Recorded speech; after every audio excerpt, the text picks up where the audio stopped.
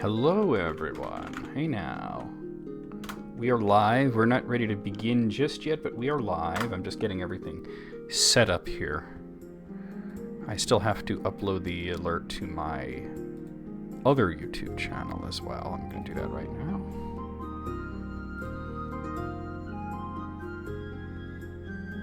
Oh, I probably should have copy-pasted the whole thing. Well, we'll get the word out here. This is my first of these kinds of streams, so we're going to be,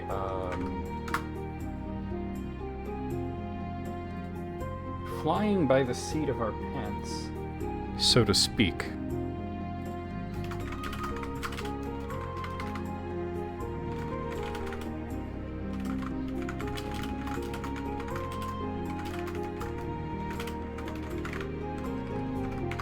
Description for that other one.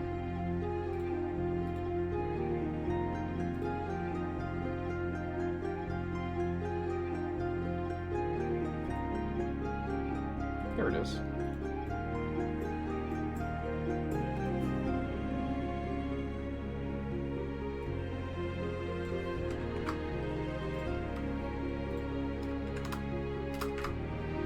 That's not gonna work. Oh, that'll work, that'll work. Beautiful, okay.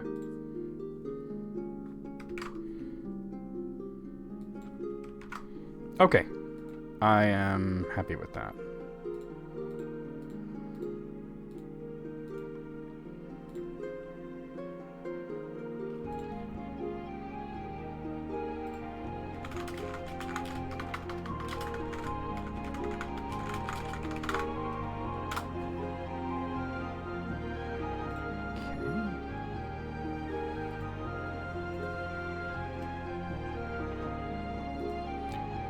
Okay, next step. Like I said, this is the first time I'm doing one of these streams, so this is a different sort of vibe here.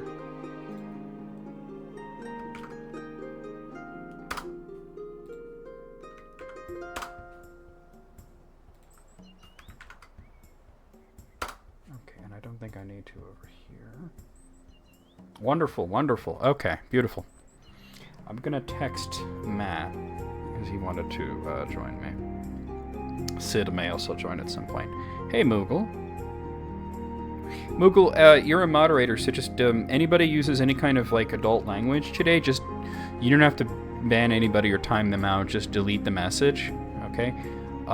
If it becomes habitual, then you might want to time them out. But it's just a different vibe today, and we want to make sure that we keep it family friendly. For this, because this is going on my YouTube. I was gonna text Matt. Where is Matt? Is this Matt? No, that's Sid. Oh, I'm in the wrong thing. I'm in phone calls. I need text messages. So like I said, anything adult, just take it off. You don't need to do any further than that. Hey, Alice.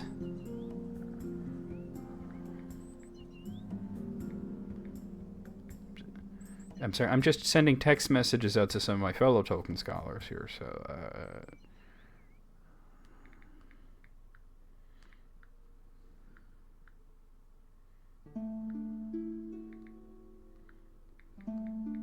It's hard to type a Twitch link on a phone.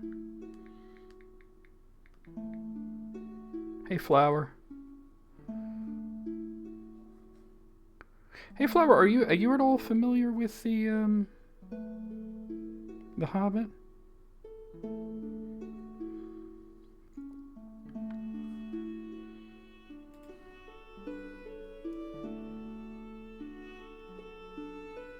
Oh.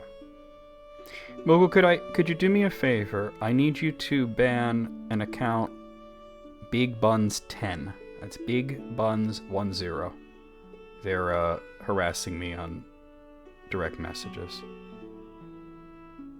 I'm just blocking them right now on my end. But if you could just ban that account from the chat so they don't try to access anybody else's direct messages. Thank you.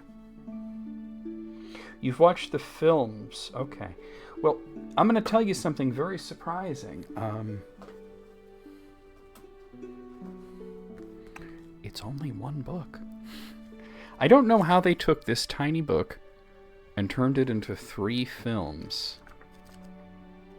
But I did watch the Hobbit films, and I actually really liked the first one. The first one felt to me like it at least was trying to have the spirit of the novel. Yeah, The Lord of the Rings is 3 books, but The Hobbit is only 1. And it's a short book. It's 300 pages. So after that, though, the problem is that the first book went through a little more than half of the first movie went a little more than half of the actual book, and they didn't have a whole lot left. They had to make up a lot of things, and we got a lot of like random nonsense. It was kind of crazy. Okay. All right. Did I actually successfully text him? Okay, I did. Okay. So yeah, we're going to be reading from The Hobbit, and we're going to be starting fairly soon. I just want to make sure I have waters here to be hydrated, because since I'm reading, and we're going to be stopping between chapters to sort of analyze things and break it down and talk about how what we read fits into the greater Tolkien legendarium and all that. But yeah, I don't think we're not going to get through the entire book today. Gray, thank you for subscribing. And where the thrush knocks, it'll split into 3 films and something, I don't know. I did like that they ended the first film with the thrush knocking. I thought that was a really neat touch. And I was excited to see where they went from there. And then I saw the second film, which they called The Desolation of Smaug, and I was quite disappointed. At least the title was good, because the title is actually... I'm going to switch over to full webcam here. I'll show you. This is the map that comes with the back of it, and you can see right where the drawing of the dragon is. You can see the Desolation of Smaug. And Tolkien's books came with these fantastic maps that you can follow along Bilbo's adventure. So it's pretty cool. Let's go back over here. And thank you once again for the subscription, Gray. The Hobbit was required reading in high school, and that part is legit one of the few details you remember, the thrush showing the way. You know, I never had to read any of Tolkien's books as required reading for school. But when I was in the 3rd grade, this is actually how I got into it. I had this teacher, her name is Mrs. Clark, and she was big on independent reading, that children should read, not just because it's good for children to read and educational and all that, but for their own pleasure. That children should choose what they read and that they should enjoy what they read. And so we had this whole thing, the independent reading, where you could read any book as long as your parent or guardian signed off on it, and there was no sort of like... There was not... Yeah, she was a very good teacher. There was not like a lot of oversight other than you would read for a certain amount of time. I believe it was a half hour, and every day. And you would just basically write down in this folder what book you were reading, what page you started on, and what page you ended on, and then your parent would sign it. And I was, at that point in the 3rd grade, I was reading a lot of science fiction. And then my mother just gave me a copy of The Hobbit, which she'd actually never read. She was into The Lord of the Rings, which is the sequel. But she never read The Hobbit, which was interesting. And I became very engrossed. Now, this is not the exact copy that I was given at this point, but this is a childhood copy, because I was reading The Hobbit, and I was reading The Lord of the Rings over and over and over again, and they were my parents' copies, and they got me this nice box set of all 4 of them: The Hobbit, The Fellowship of the Ring, The Two Towers, and The Return of the King. And even then, it was not a new copy. It was secondhand. I believe this printing's from somewhere in the mid to late 70s. I'm trying to find the copyright page here.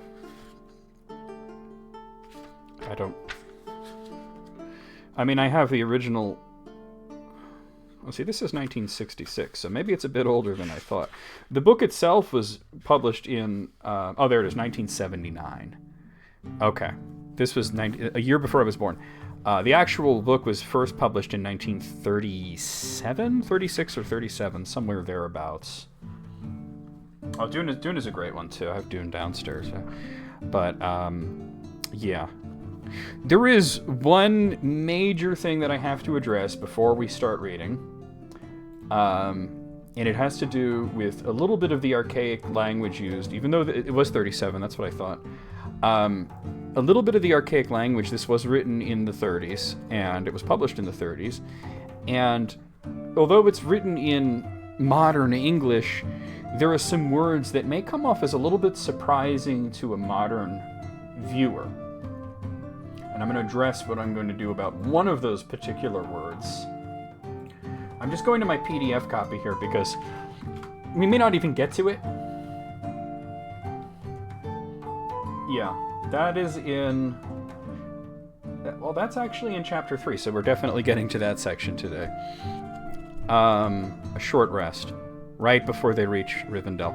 So, there is a word in The Hobbit.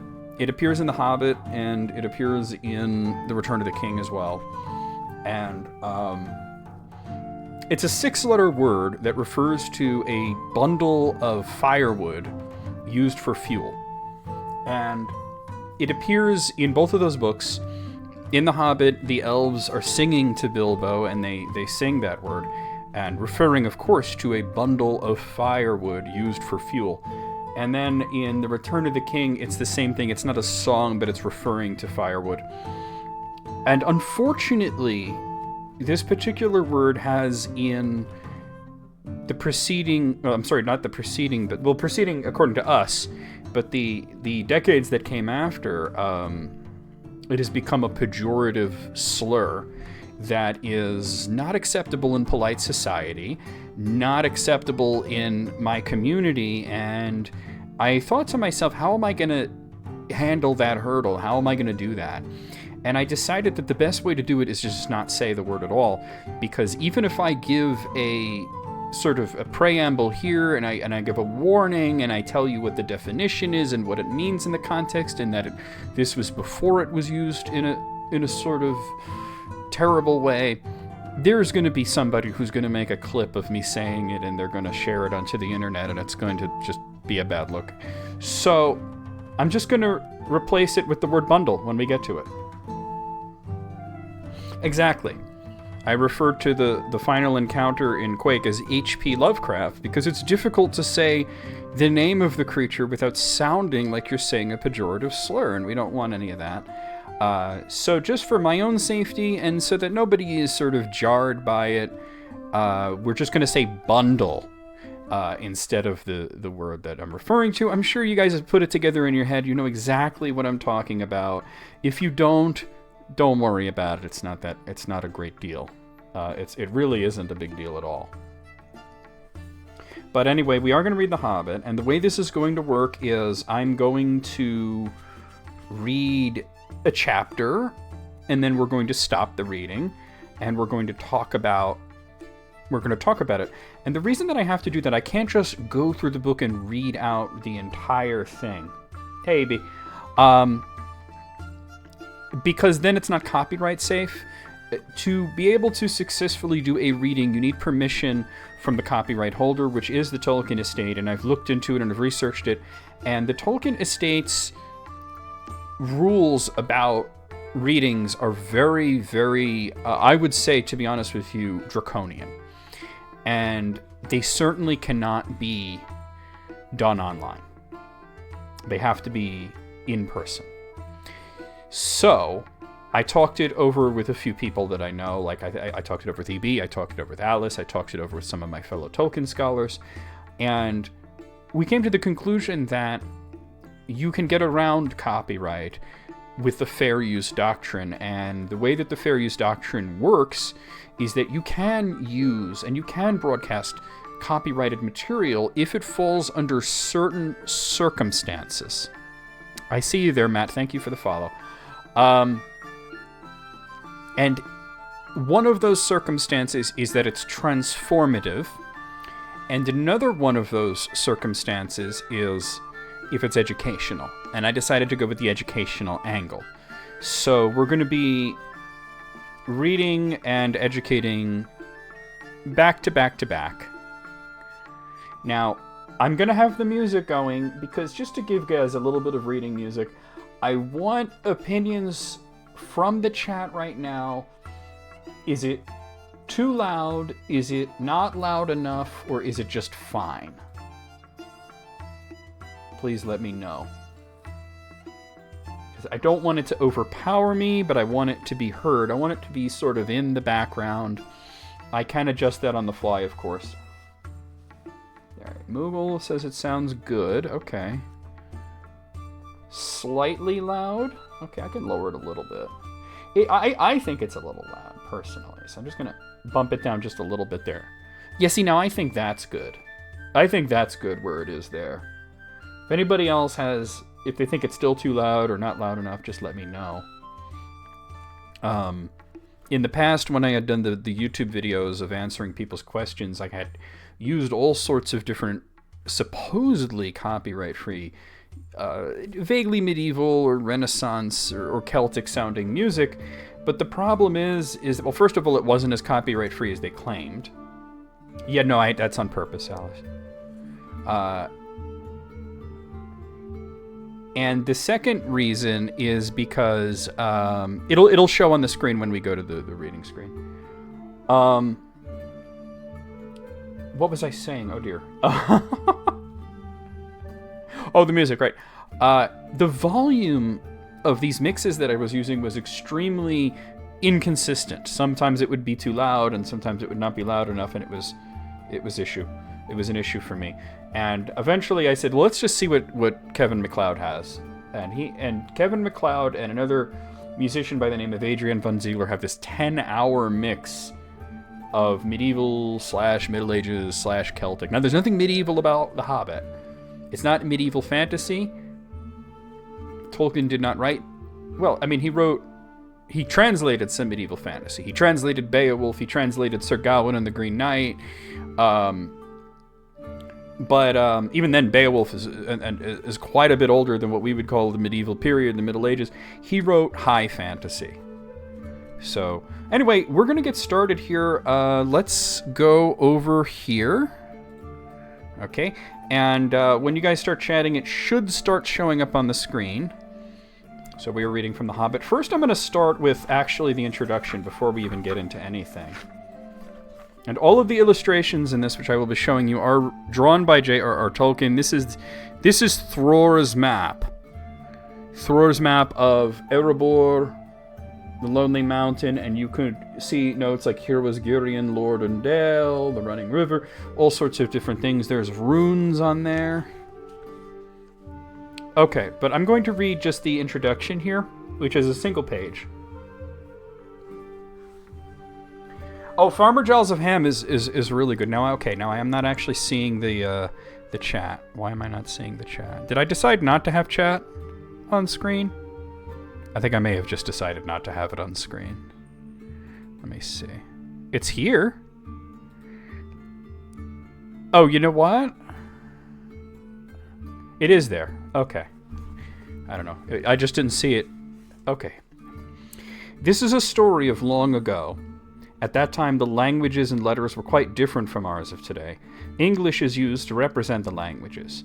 But 2 points may be noted. One, in English, the only correct plural of dwarf is dwarfs, and the adjective is dwarfish. In this story, dwarves and dwarvish are used, but only when speaking of the ancient people to whom Thorin Oakenshield and his companions belonged. 2, orc is not an English word. It occurs in 1 or 2 places, but it is usually translated goblin or hobgoblin for the larger kinds. Orc is the hobbit's form of the name given at that time to these creatures, and it is not connected at all with our orc applied to sea animals of dolphin kind. Runes were old letters originally used for cutting or scratching on wood, stone, or metal, and so were thin and angular. At the time of this tale, only the dwarves made regular use of them, especially for private or secret records. Their runes are in this book represented by English runes, which are known now to few people. If the runes on Thror's map are compared with the transcriptions into modern letters, the alphabet adapted to modern English can be discovered, and the above runic title be read. On the map, all the normal runes are found, except for X. I and U are used for J and V. There was no rune for Q nor the Z. The dwarf rune, well, I can't pronounce it, I guess, but that may be used if required. It will be found, however, that some single runes stand for two modern letters, TH and GEE. Other runes of the same kind were also sometimes used. The secret door was marked, and there's runes there, from the side. Okay, I'm actually going to stop there because it's a lot of runic writing there. And, hey, Wayne. But it's just, most important thing is that orc is not related to orca, and according to Tolkien, and he felt very strongly about this, it should not be dwarfs, it should be dwarves. And it's funny because we actually say dwarves when you would refer to, many people think it's Snow White and the Seven Dwarves. It's actually Snow White and the Seven Dwarfs. But because of Tolkien, he made it very popular to say dwarves. And I think that the note that it's only correct if used to describe his specific dwarves is his kind of compromise with the publishers who kept editing his work and saying it's dwarfs, dwarfish. Look at the dictionary. And Tolkien's like, I wrote the dictionary. What are you talking about? Okay, let's start with Chapter 1, An Unexpected Party. In a hole in the ground there lived a hobbit. Not a nasty, dirty, wet hole filled with the ends of worms and an oozy smell, nor yet a dry, bare, sandy hole with nothing in it to sit down on or to eat. It was a hobbit hole, and that means comfort. It had a perfectly round door like a porthole, painted green, with a shiny yellow brass knob in the exact middle. The door opened onto a tube-shaped hall like a tunnel, a very comfortable tunnel without smoke, with paneled walls and floors tiled and carpeted, provided with polished chairs and lots of pegs for hats and coats. The hobbit was fond of visitors. The tunnel wound on, going fairly but not quite straight into the side of the hill. The hill, as all the people for many miles around called it, and many little round doors opened out of it, first on one side and then on the other. No going upstairs for the hobbit. Bedrooms, bathrooms, cellars, pantries, lots of these. Wardrobes, he had whole rooms devoted to clothes.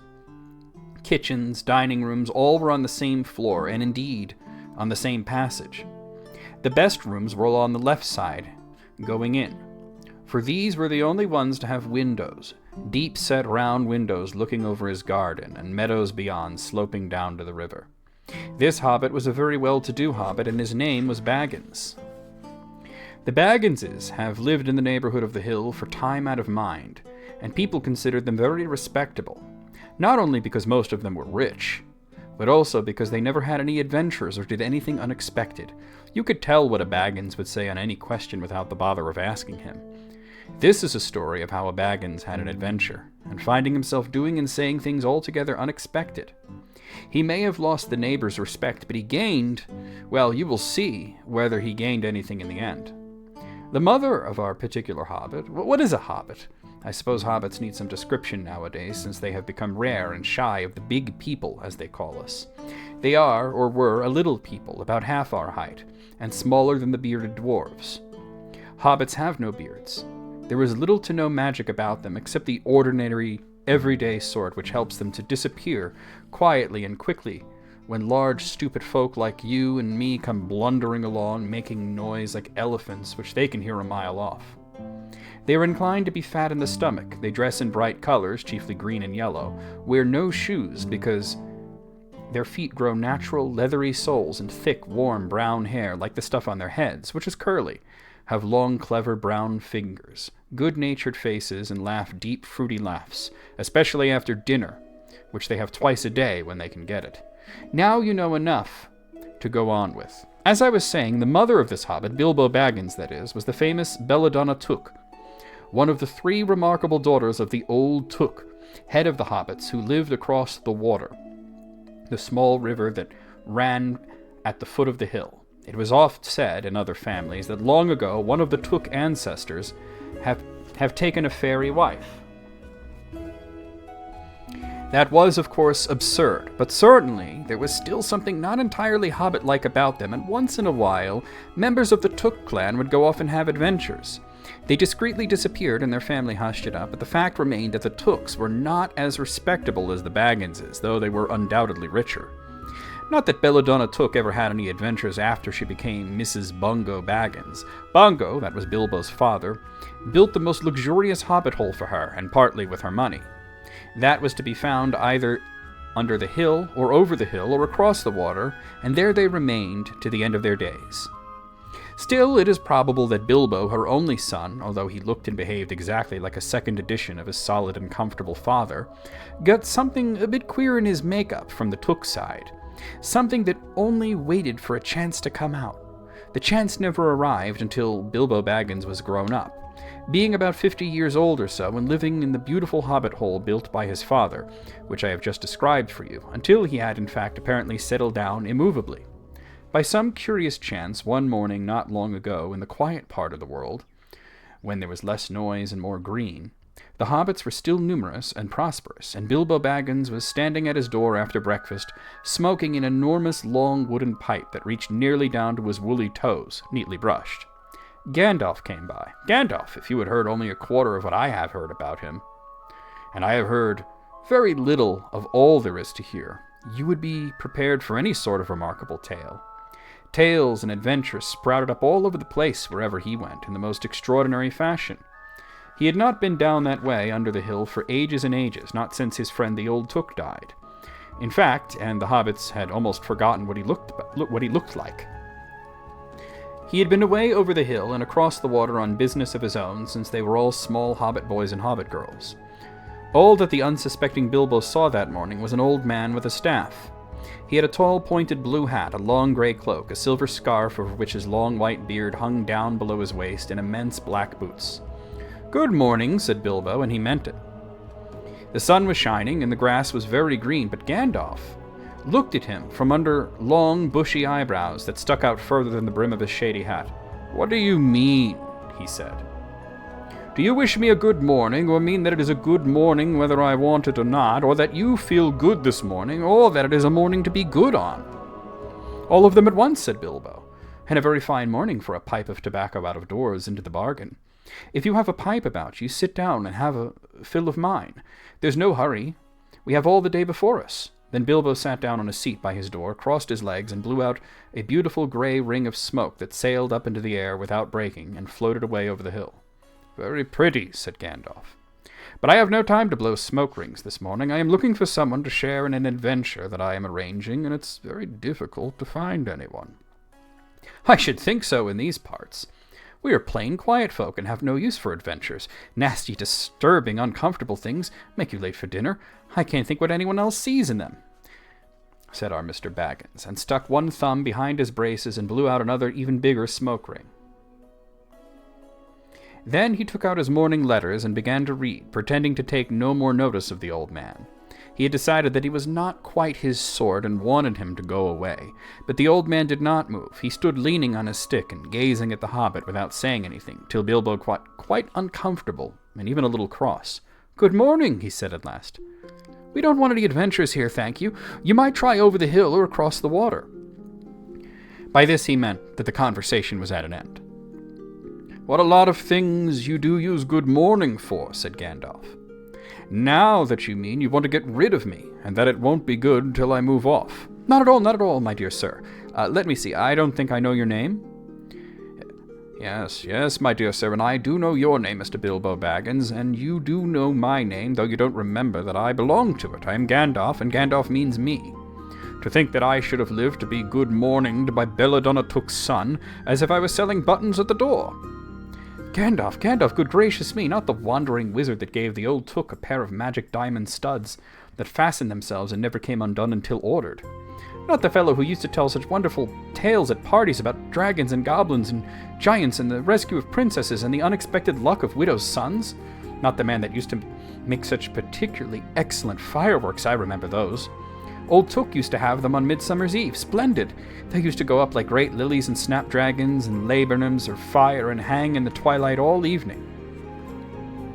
You will notice already that Mr. Baggins was not quite so prosy as he liked to believe. Also that he was very fond of flowers. Dear me, he went on, not the Gandalf who was responsible for so many quiet lads and lasses going off into the blue for mad adventures.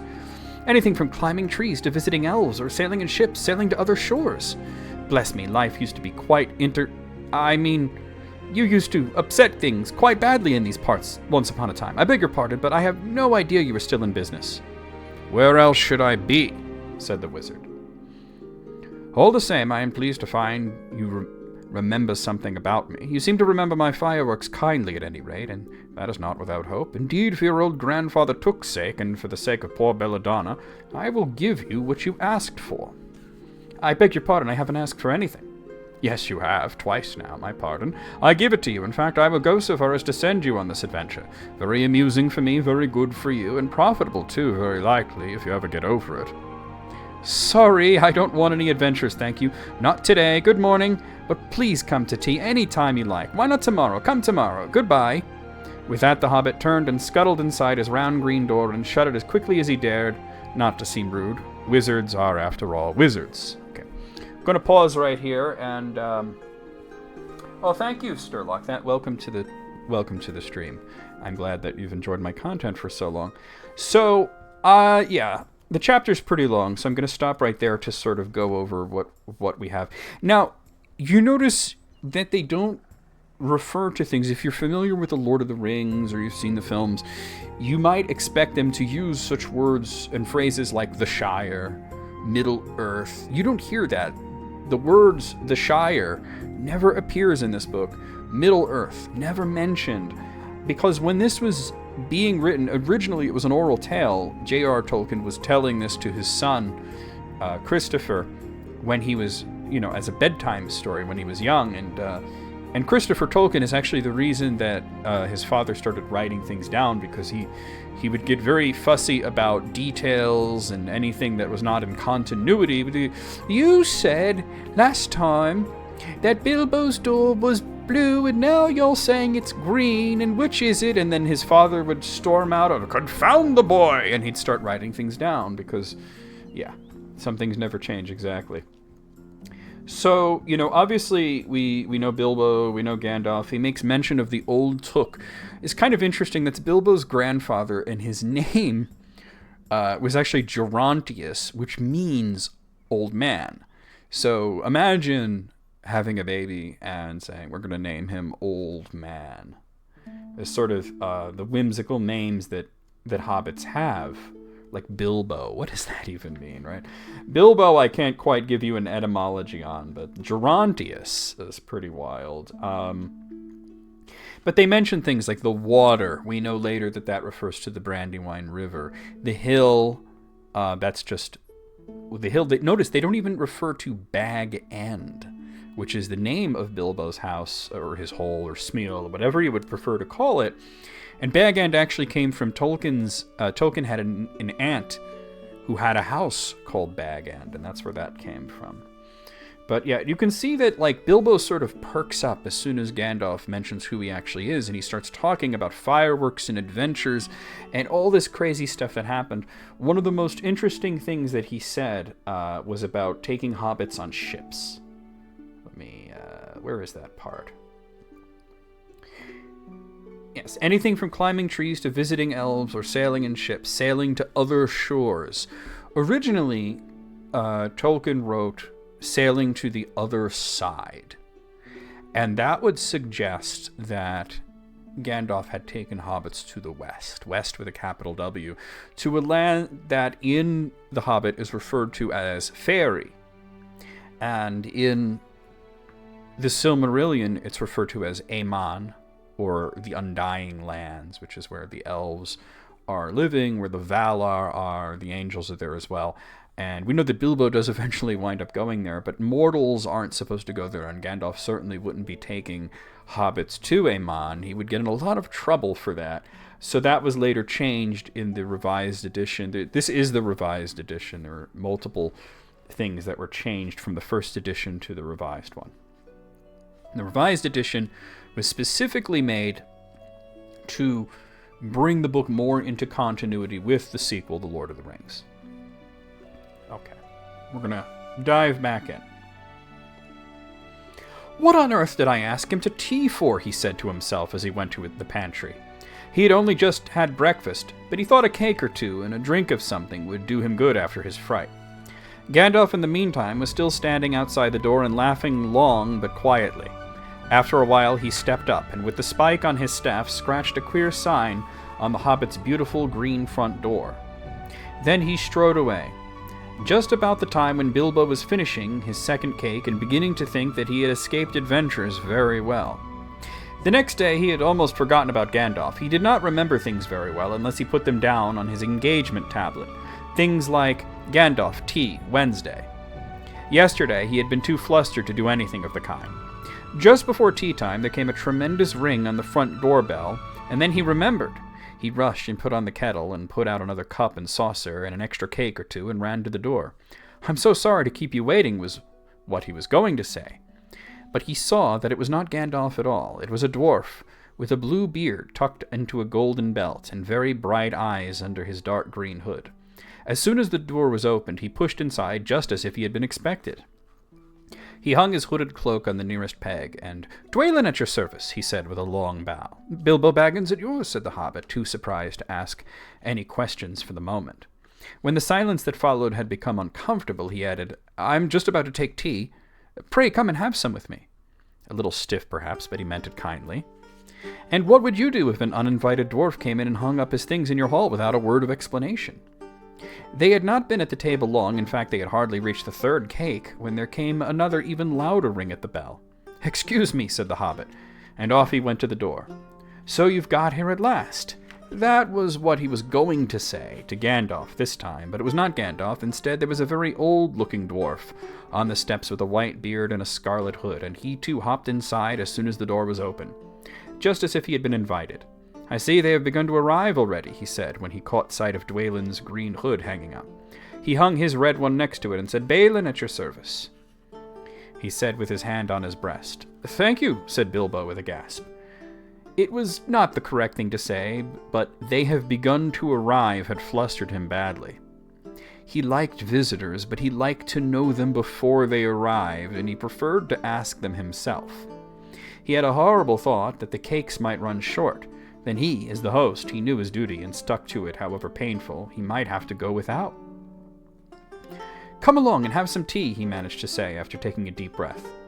"A little beer would suit me better, if it is all the same to you, my good sir," said Balin with the white beard. "But I don't mind some cake, seed cake if you have any." "Lots," Bilbo found himself answering to his own surprise, and he found himself scuttling off, too, to the cellar to fill a pint beer mug, and then to a pantry to fetch 2 beautiful round seed cakes, which he had baked that afternoon for his after-supper morsel. When he got back, Balin and Dwalin were talking at the table like old friends. As a matter of fact, they were brothers. Bilbo plumped down the beer and the cake in front of them, when loud came a ring at the bell again, and then another ring. Gandalf was certain this time, he thought, as he puffed along the passage. But it was not. It was 2 more dwarves, both with blue hoods, silver belts, and yellow beards, and each of them carried a bag of tools and a spade. In they hopped as soon as the door began to open. Bilbo was hardly surprised at all. "What could I do for you, my dwarves?" he said. "Killy at your service," said the one. "And Filly," added the other, and they both swept off their blue hoods and bowed. "At yours and your families," replied Bilbo, remembering his manners this time.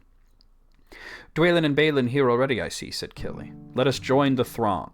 "Throng," thought Mr. Baggins. "I don't like the sound of that. I really must sit down for a minute and collect my wits and have a drink." He had only just had a sip in the corner while the 4 dwarves sat round the table and talked about mines and gold and troubles with the goblins and the depredations of dragons and lots of other things he did not understand and did not want to, for they sounded much too adventurous, when ding-dong-a-ling-dong his bell rang again, as if some naughty little hobbit boy was trying to pull the handle off. "Someone at the door," he said, blinking. "Some 4, I should say, by the sound," said Filly. "Besides, we saw them coming along behind us in the distance." The poor little hobbit sat down in the hall and put his head in his hands and wondered what had happened, and what was going to happen, and whether they would all stay to supper. Then the bell rang again louder than ever, and he had to run to the door. It was not 4 after all, it was 5. Another dwarf had come along when he was wandering in the hall.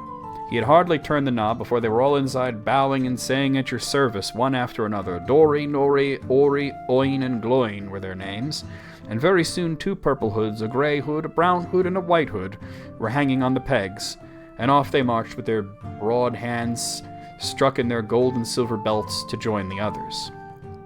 Already it had almost become a throng. Some called for ale, and some for porter, and one for coffee, and all of them for cakes, so the Hobbit was kept very busy for a while. A big jug of coffee had just been set down at the hearth, the seed cakes were gone, and the dwarves were starting on a round of buttered scones, when there came a loud knock. Not a ring, but a hard rat-tat on the Hobbit's beautiful green door. Someone was banging on it with a stick. Bilbo rushed along the passage, very angry, and altogether bewildered and bewuthered. This was the most awkward Wednesday he had ever remembered. He pulled open the door with a jerk, and they all fell in, one on top of the other. More dwarves, 4 more. And there was Gandalf behind, leaning on his staff and laughing. He had made quite a dent on the beautiful door. He had also, by the way, knocked out the secret mark that he had put there the morning before. Carefully, carefully, he said. It is not like you, Bilbo, to keep friends waiting on the mat. And then opened the door like a pop gun. Let me introduce Bifur, Bofur, Bombur, and especially Thorin. At your service, said Bifur, Bofur, and Bombur, standing in a row. They then hung up 2 yellow hoods and a pale green one, and also a sky blue one with a long silver tassel. This last belonged to Thorin, an enormously important dwarf, in fact no other than the great Thorin Oakenshield himself, who was not at all pleased at falling flat on Bilbo's mat with Bifur, Bofur, and Bombur on top of him. For one thing, Bombur was immensely fat and heavy. Thorin was indeed very haughty, and said nothing about service, but poor Mr. Baggins said he was sorry so many times, that at last he granted, "Pray don't mention it," and stopped frowning. Okay, we're going to pause here again. I'm going to catch up on the chat a little bit here. Oh, well, I hope you're enjoying yourself, Gray. I hope you guys are all enjoying yourselves. Yeah, the book does have a timeless quality. I would agree with that. Oh, you're imagining the Rankin Bass... The Rankin Bass cartoon was very good, I thought. There are a lot of people who sort of... they don't like it. They sort of... that's no good. But then when the live-action films came out, we all kind of looked back at that 70s animation. Like, that actually was pretty good. That actually was pretty good. So obviously we've introduced all the dwarves, and they all have ridiculous names. The ones that really matter, the ones that are plot relevant. Gloin, he's Gimli's father, and Gimli actually is already born at this point. Gimli would have been about 62 or so years old at the time. And dwarves, they live to be about 250 to 300-ish years. So, a 60-year-old dwarf was considered very young. So he was considered, Gimli was actually considered too young to go on this adventure. So Gloin is important in the way that he is Gimli's father. Thorin, of course, very important. He's sort of the other main character along with Bilbo and Gandalf. Balin becomes important in The Lord of the Rings, even though he's deceased at that point. He dies at some point between the 2 books, but he's very important for trying to retake Moria, and you'll hear a lot about Moria in this book, actually. They mention it quite a few many times, even though nobody goes there. They speak about it. And the last ones, Philly and Killy, they're the youngest of the group. They're in their 70s, 80s, somewhere around there. They're actually Thorin's nephews. Now, all the dwarves don't really have big families. Thorin doesn't have any sons. He has the 2 nephews from his sister Dís, who is the only named female dwarf in Tolkien's work, actually. And Gloin is the only one with a son. They all are unattached, and they're all sort of thinking of this as, we're probably not coming back from this. This is probably our final hurrah. And I think that Thorin was looking for people without big families. They live to the north of the Shire in a place called the Blue Mountains. But that's not their home. That's just where they live. And we'll learn more about that as it comes. Of course, the idea that I always thought it was funny that Gandalf basically damaged Bilbo's door by putting a sign on it and then scratching it off with his staff. And, you know. But I mean, just to put yourself in this position, you're this quiet sort of homebody, and you're just relaxing, having second breakfast, eating lots of cakes, and you notice that he has everything they're looking for. They want beer, they want wine, they want coffee, they want tea, they want seed cakes, they want scones. He has it all because he's rich, and he's a bit of a glutton. He's too polite to turn down quests. He's trying his hardest to turn it down.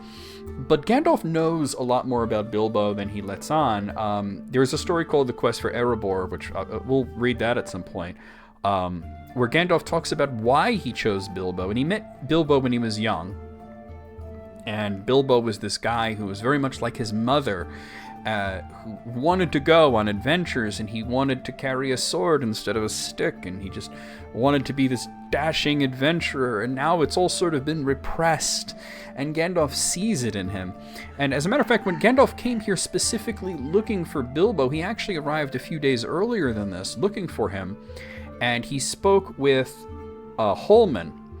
Holman was Bilbo's gardener, and Holman was the one who, his apprentice was Hamfast, who is Sam's father, Sam from The Lord of the Rings, of course. And he spoke to Holman, and Holman told him, he went off again. And Gandalf said, "What do you mean went off?" He said, "He went off. One day he'll go fully off. He said he was looking for elves." And so Bilbo is this sort of guy that he loves maps. I believe that's mentioned in this book, but he's the guy. Everybody, all the hobbits love maps, but they all have maps of the Shire, their own land. He's the guy who has maps of foreign lands. And they're like, why would you want that? That's what everybody else thinks. Why would you want to have a map of a land that isn't your own?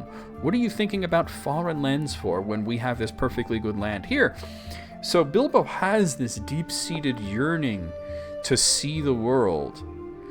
But Gandalf almost kind of came too late for him, because he's gotten gluttonous and lazy, and he doesn't really do anything or go anywhere except when it involves the elves. He gets excited about that. Okay, we're going to continue here. Let's see. I'm trying to find exactly where I left off here. Here we go. "Now we are all here," said Gandalf, looking at the row of 13 hoods. The best detachable party hoods, and his own hat hanging from the pegs. "Quite a merry gathering. I hope there is something left for the latecomers to eat and drink. What's this, tea? No, thank you. A little red wine, I think, for me." "And for me," said Thorin. "And raspberry jam and apple tart," said Bifur. "And mince pies and cheese," said Bofur. "And pork pie and salad," said Bombur.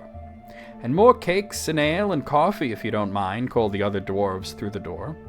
"Put a few eggs on, there's a good fellow," Gandalf called after him as the hobbits stumped off to the pantries. "And just bring out the cold chicken and pickles."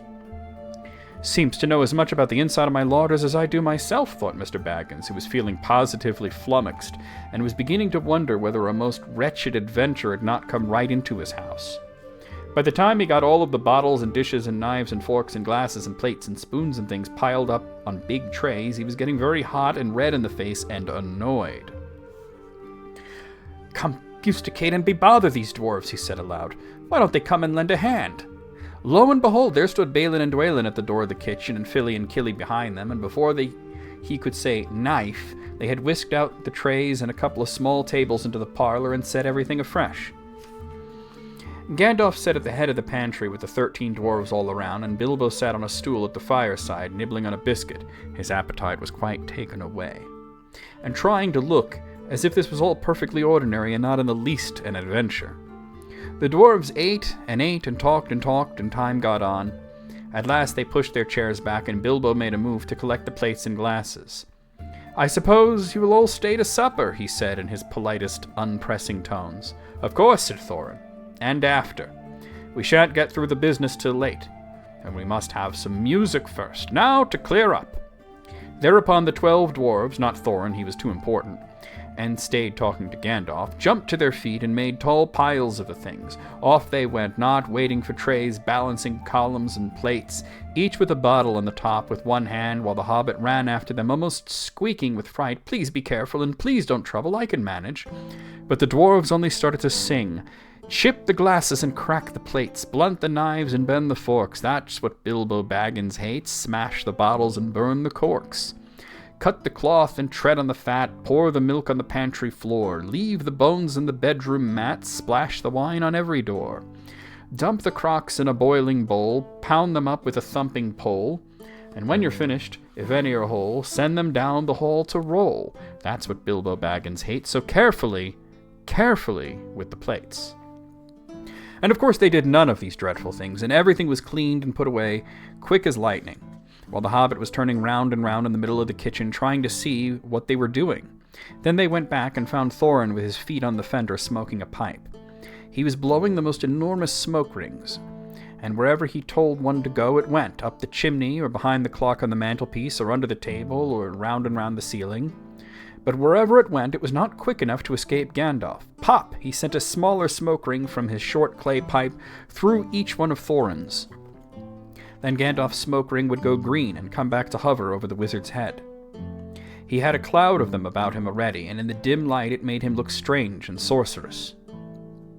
Bilbo stood still and watched. He loved smoke rings. And then he blushed to think how proud he had been yesterday morning of the smoke rings he had sent up the wind over the hill. "Now for some music," said Thorin. "Bring out the instruments." Killy and Filly rushed for their bags and brought back little fiddles. Dori, Nori, and Ori brought out flutes from somewhere inside their coats. Bomber produced a drum from the hall.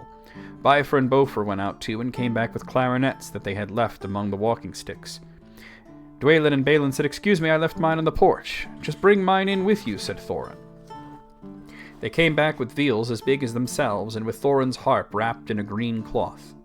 It was a beautiful golden harp, and when Thorin struck it, the music began all at once, so sudden and sweet that Bilbo forgot everything else, and was swept away into dark lands under strange moons, far over the water and very far from his hobbit hole under the hill. The dark came into the room from the little window that opened in the side of the hill. The firelight flickered. It was April, and they played on, while the shadow of Gandalf's beard wagged against the wall. The dark filled all the room, and the fire died down, and the shadows were lost, and still they played on. And suddenly, first one and then the other began to sing as they played, deep-throated singing of the dwarves in the deep places of their ancient homes. And this is like a fragment of their song, if it can be like their song without their music. For over the misty mountains cold, to dungeons deep and caverns old, we must away ere break of day to seek the pale enchanted gold. The dwarves of yore made mighty spells, while hammers fell like ringing bells, in places deep where dark things sleep, in hollow halls beneath the fells. For ancient king and elvish lord, there many a gleaming golden hoard, they shaped and wrought, and light they caught, to hide in gems on hilt of sword. On silver necklaces they strung, the flowering stars on crowns they hung, the dragon fire and twisted wire, they meshed the light of moon and sun. Far over the misty mountains cold, to dungeons deep and caverns old, we must away ere break of day to claim our long-forgotten gold. Goblets they carve there for themselves, on harps of gold where no man delves.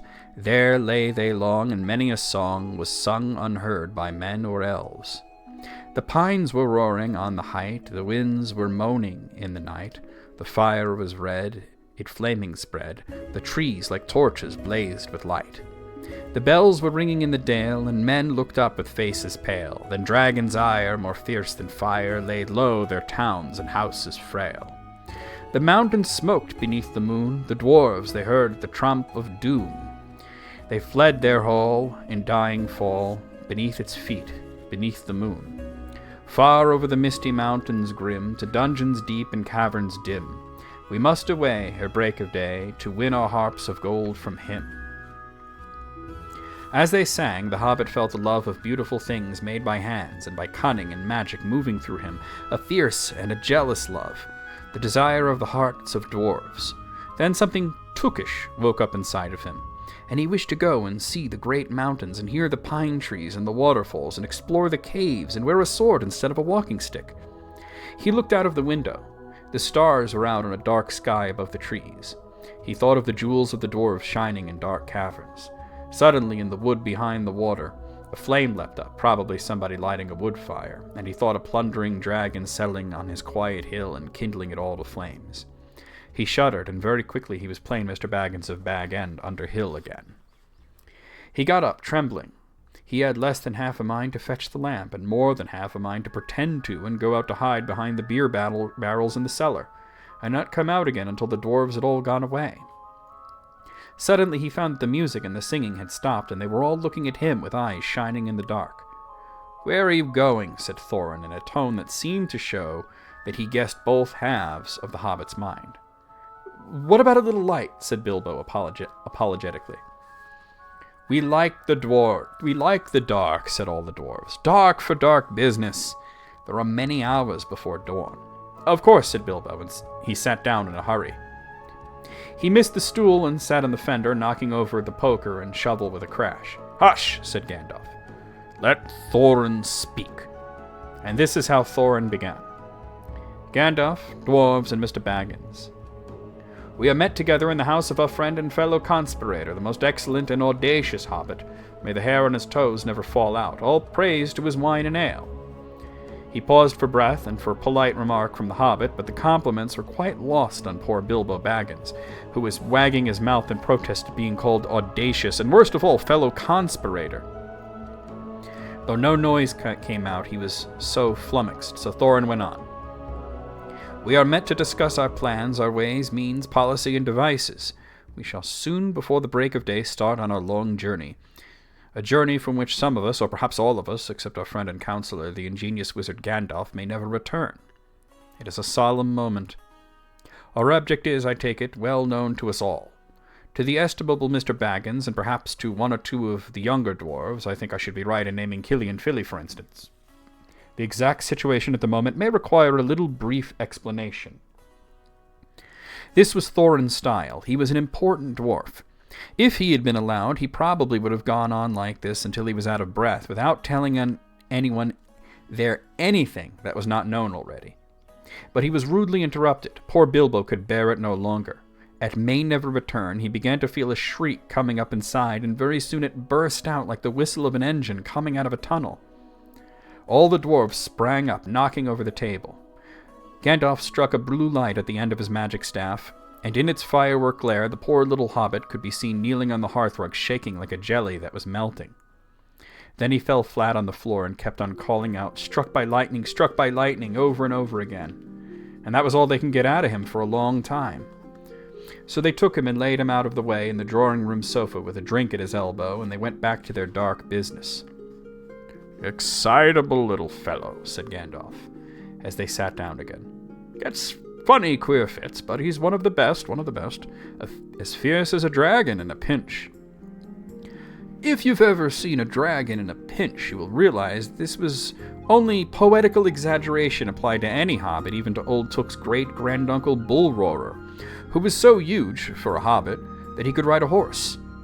He charged the ranks of the goblins of Mount Graham in the Battle of the Green Fields and knocked their king Gulfinbull's head clean off with a wooden club. It sailed 100 yards through the air and went down a rabbit hole, and this is the way the battle was won and the game of golf invented at the same moment. Okay, we're going to pause here. I need a little bit of water here.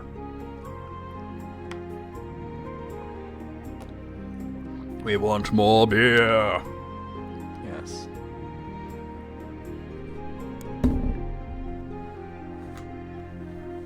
I feel like Bilbo would be the kind of guy who would own a mill. He would probably make his own beer, right? He would probably make his own beer. So, a few things to talk about here in what we've read there. Once again, they just keep demanding more and more food. And then, I mean, you know, raspberry jam and apple tart and mince pies and cheese and pork pie and salad and cakes and ale and coffee and eggs and cold chicken and pickles. And he has it all. That's kind of amazing. And he even remarks to himself, it's sort of Tolkien sort of hanging a lampshade on this. Like, they know more about what I have than I do. What's up with that? What's interesting to me here is, of course, the song that they sing about their adventure tells you basically the story. One particularly interesting passage in there was about mingling the light of the sun and the moon. And this, to me, sort of hints at the first mention of the Arkenstone. The Arkenstone isn't mentioned until pretty late into the book, when they're actually approaching the Lonely Mountain. But that is the gem that Thorin is, I would say, obsessed with. He is obsessed with the Arkenstone to a point where he becomes unreasonable about it. Now, in the Peter Jackson film versions, they did inflate the importance of the Arkenstone to the nth degree, really. They made it seem like that was all they were going for. And I wonder if they sort of got the idea from the Ashcan 60s animation of The Hobbit, that resurfaced on the internet around that same time, where the Arkenstone was actually used to kill the dragon. They want to conflate it with the ring in the Peter Jackson movies. I mean, it's interesting because the ring is in this book, I think that it's like sort of their ring in a way, or Thorin's ring in a way. Like, Tolkien had a book called Morgoth's Ring. And you would say, well, Morgoth doesn't have a ring. But when you look at it, he's referring to the receptacle that he put his power into. Sauron put his power into a ring. Morgoth put his power into the land. The very planet of Arda is Morgoth's ring. And if we're thinking about it, the Arkenstone is the ring of the dwarves of Erebor. It represents a lot to Thorin specifically. But I think it's not as important as it was made out to be in the films. I think that it's just a symbol for Thorin. He knows there's a lot of treasure under there. He knows he's the rightful king. He wants to go there, and he wants to take it back. He doesn't really have a plan. What little plan he has is not very good. Now, what's interesting, though, is that none of this is being told in a truthful manner. One of the biggest retcons, that's retroactive continuity, that was ever done in literature was when The Lord of the Rings was released. It completely changed the circumstance by which Bilbo came to get the One Ring, and that's why we have a revised edition of The Hobbit, to make it more in line with the Lord of the Rings. And I'll talk more to that when we get to Gollum's chapter. But what I'm getting at here is that... what am I getting at? No, what I'm getting at here is that there's a lot going on under the surface. It all just seems very whimsical right now. But there's a lot going on. And Tolkien, he was writing this story for his children, but he had already written primitive versions of the fall of Gondolin and Beren and Luthien, and which started the framework of what would become his life's work, the Silmarillion. And in the early writings of The Hobbit, in the earliest drafts that you could read, he made reference to things from the fall of Gondolin or from Beren and Luthien. He mentioned Dorthonion and called the necromancer Sauron by name. Well, I think at that point he was using the name Thu. Thu the necromancer is the character that later became Sauron. But yeah, it's interesting that they're talking about all this very heavy stuff, and then Bilbo screams his head off, collapses, and then starts shrieking, struck by lightning, struck by lightning. Like, it's almost like they've overloaded his brain, and he goes on the fritz. He just kind of almost has what is the word I'm looking for? He has sort of an otherworldly experience in a way, that he starts babbling nonsense, and Gandalf sort of making excuses for him. And that's what I was getting at, that this is not told in a truthful manner. Bilbo's telling the story. Bilbo wrote the in-universe version of this, There and Back Again, A Hobbit's Tale.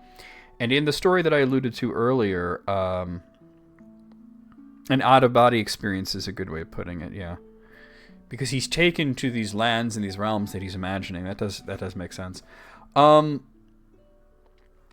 Bilbo's lying about a lot of things here, and we learn in the story of the Quest for Erebor that what the truth is that, and Gandalf says that he really made Thorin in particular a lot nicer in his book than Thorin was in real life. Real life. And Gandalf wonders, did he do that because he liked Thorin and they became good friends and he was trying to make him look better? He didn't want Thorin to come off too badly at the beginning of the story? Or did Bilbo really remember it that way? Did he not? Was he that oblivious that he didn't realize how hostile Thorin was to him? Because Thorin he's coming off haughty and sort of standoffish, and he thinks he's so important, which he is. He's the king. But Bilbo doesn't really notice how much contempt Thorin has for him at this moment, because Gandalf has told him, you need a burglar for this quest, and it has to be a hobbit, and I'm going to pick the hobbit. And Thorin gets to this place and sees this little guy who's just more concerned with food than anything. And I think that in asking for more and more food, I think they're messing with him. I think they're really just sort of saying, let's see what this little guy's made of. Let's see if we can get him to yell at us. Let's see if he'll forget his manners and freak out a little bit. And exactly, it's a big test to see. And then what does he do? He quivers like jelly. He screams that he's been struck by lightning. He loses his mind for a little bit. And I think that it's interesting. At this point, they're thinking, test failed. This guy is not a burglar. And we're going to get to that. But like I said, Bilbo remembers it in sort of this whimsical way. Or did he remember it that way? Or was he just sort of like telling a story, and he became close to all of these guys, especially Thorin? Was he trying to make them look more polite than they were?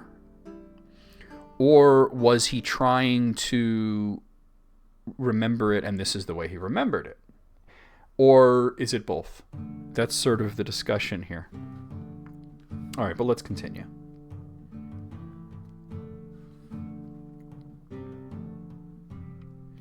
In the meanwhile, however, Bullroarer's gentler descendant was reviving in the drawing room.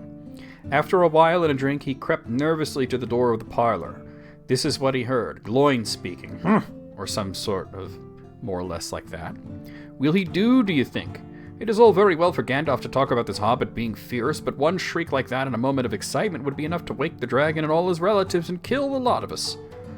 I think it sounded more like fright than excitement. In fact, if it had not been for the sign on the door, I should have thought we had come to the wrong house. As soon as I clapped my eyes on the little fellow bobbing and puffing on the mat, I had my doubts. He looks more like a grocer than a burglar. Then Mr. Baggins turned the handle and went in. The Took's side had won. He suddenly felt he would go without bed and breakfast to be thought fierce. As for little fellow bobbing on the mat, it almost made him feel really fierce. Many a time afterward, the Baggins part regretted what he did now, and he said to himself, Bilbo, you were a fool. You walked right in and put your foot in it.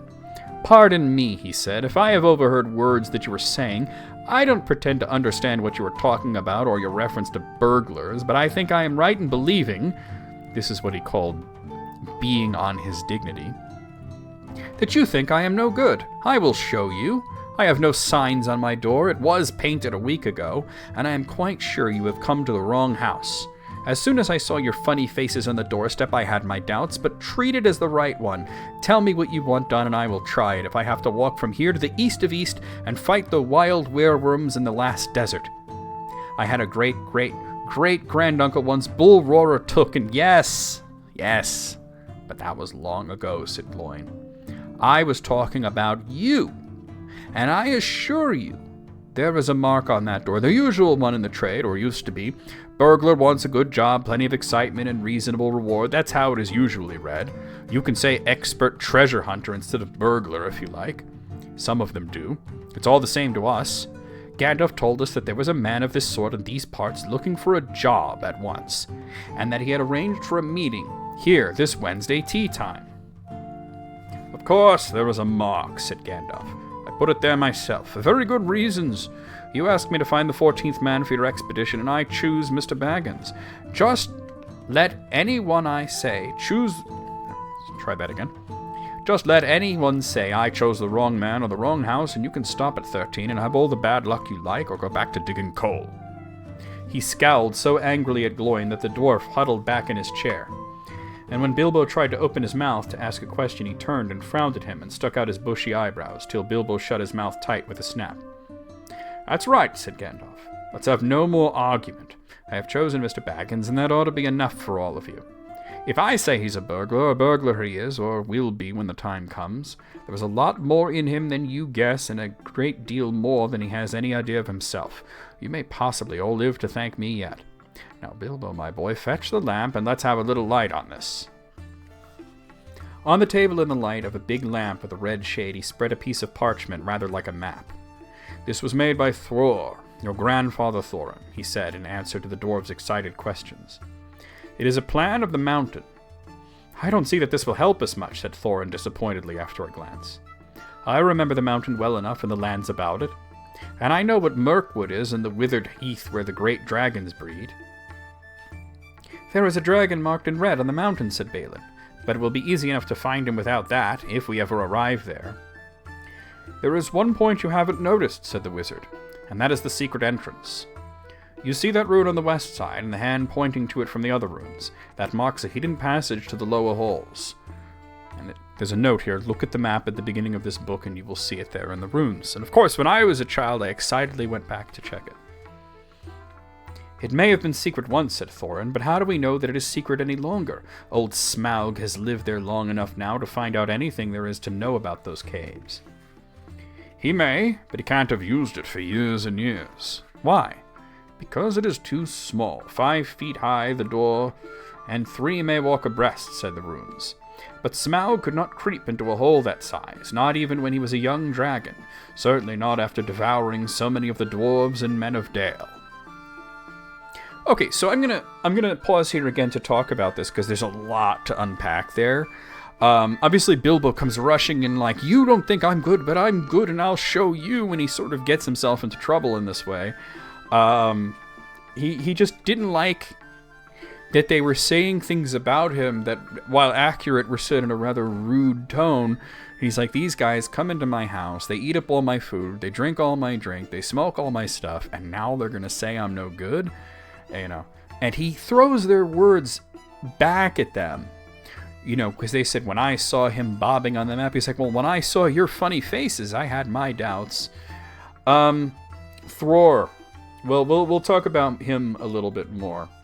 But what's interesting is the runes, and Gandalf is very clearly reading runes here. Now, later in the book, there is a part where they get some swords, and the swords have runes on them, and Gandalf can't actually read the runes, because they're elven runes, not dwarven runes.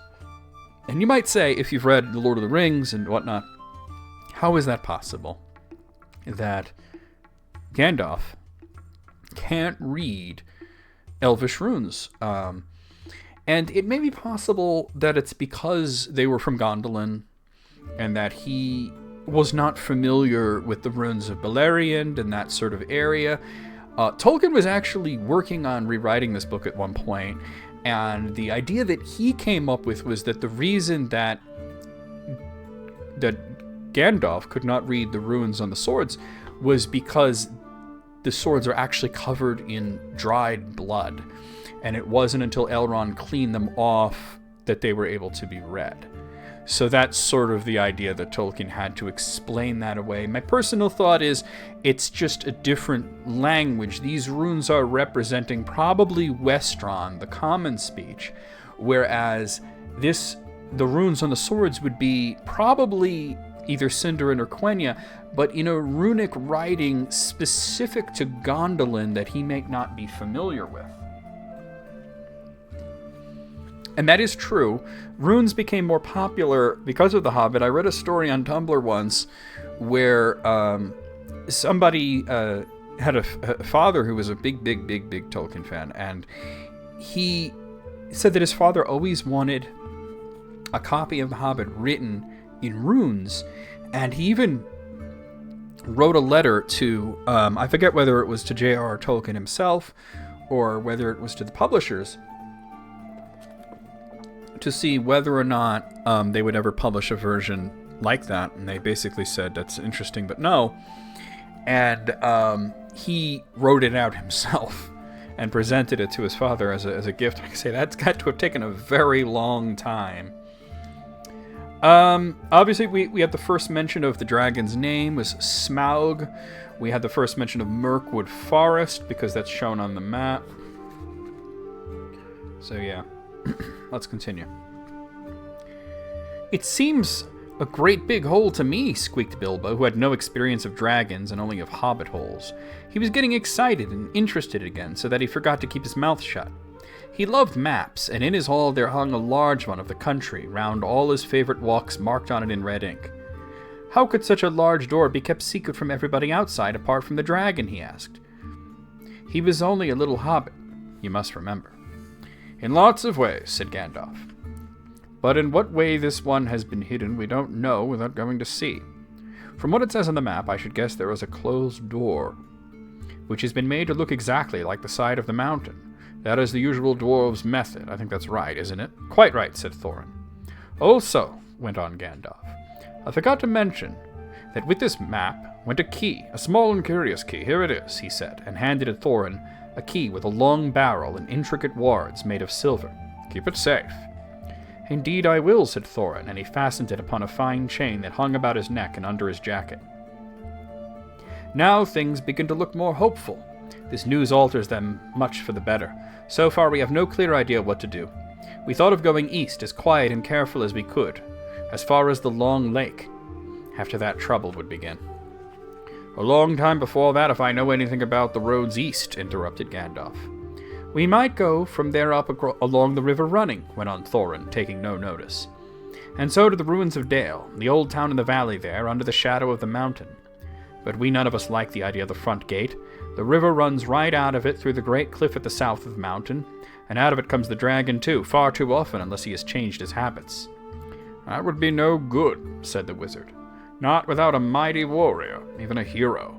I tried to find one, but warriors are busy fighting one another in distant lands. And in this neighborhood, heroes are scarce, or simply not to be found. Swords in these parts are mostly blunt, and axes are used for trees, and shields as cradles or dish covers, and dragons are comfortably far off, and therefore legendary. That is why I settled on burglary, especially when I remember the existence of a side door. And here is our little Bilbo Baggins, the burglar, the chosen and selected burglar. So now let's get on with it and make plans. Very well then, said Thorin. Supposing the burglar expert gives us some ideas or suggestions. He turned with mock politeness to Bilbo. Well, first I should like to know a bit more about things, said he, feeling all confused and a bit shaky inside, but so far still tookishly determined to go on with things. I mean, about the gold and the dragon and all that, and how it got there, and who it belonged to, and so on and further. Bless me, said Thorin, haven't you got a map? And didn't you hear our song, and haven't we been talking about all this for hours? All the same, I should like it all plain and clear, said he obstinately, putting on his business manner, usually reserved for people he tried to borrow money off of him, and doing his best to appear wise and prudent and professional, and live up to Gandalf's recommendation. Also, I should like to know about risks, out-of-pocket expenses, time required, and remuneration, and so forth. by which he meant, what am I going to get out of it, and am I going to come back alive? Oh, very well, said Thorin. Long ago in my grandfather Thror's time, a family was driven out into the far north, and came back with all their wealth and their tools to this mountain on the map. It had been discovered by my far ancestor Thrain the Old, but now they mined and tunneled, and they made huger halls and greater workshops, and in addition, I believe they found a good deal of gold and a great many jewels, too.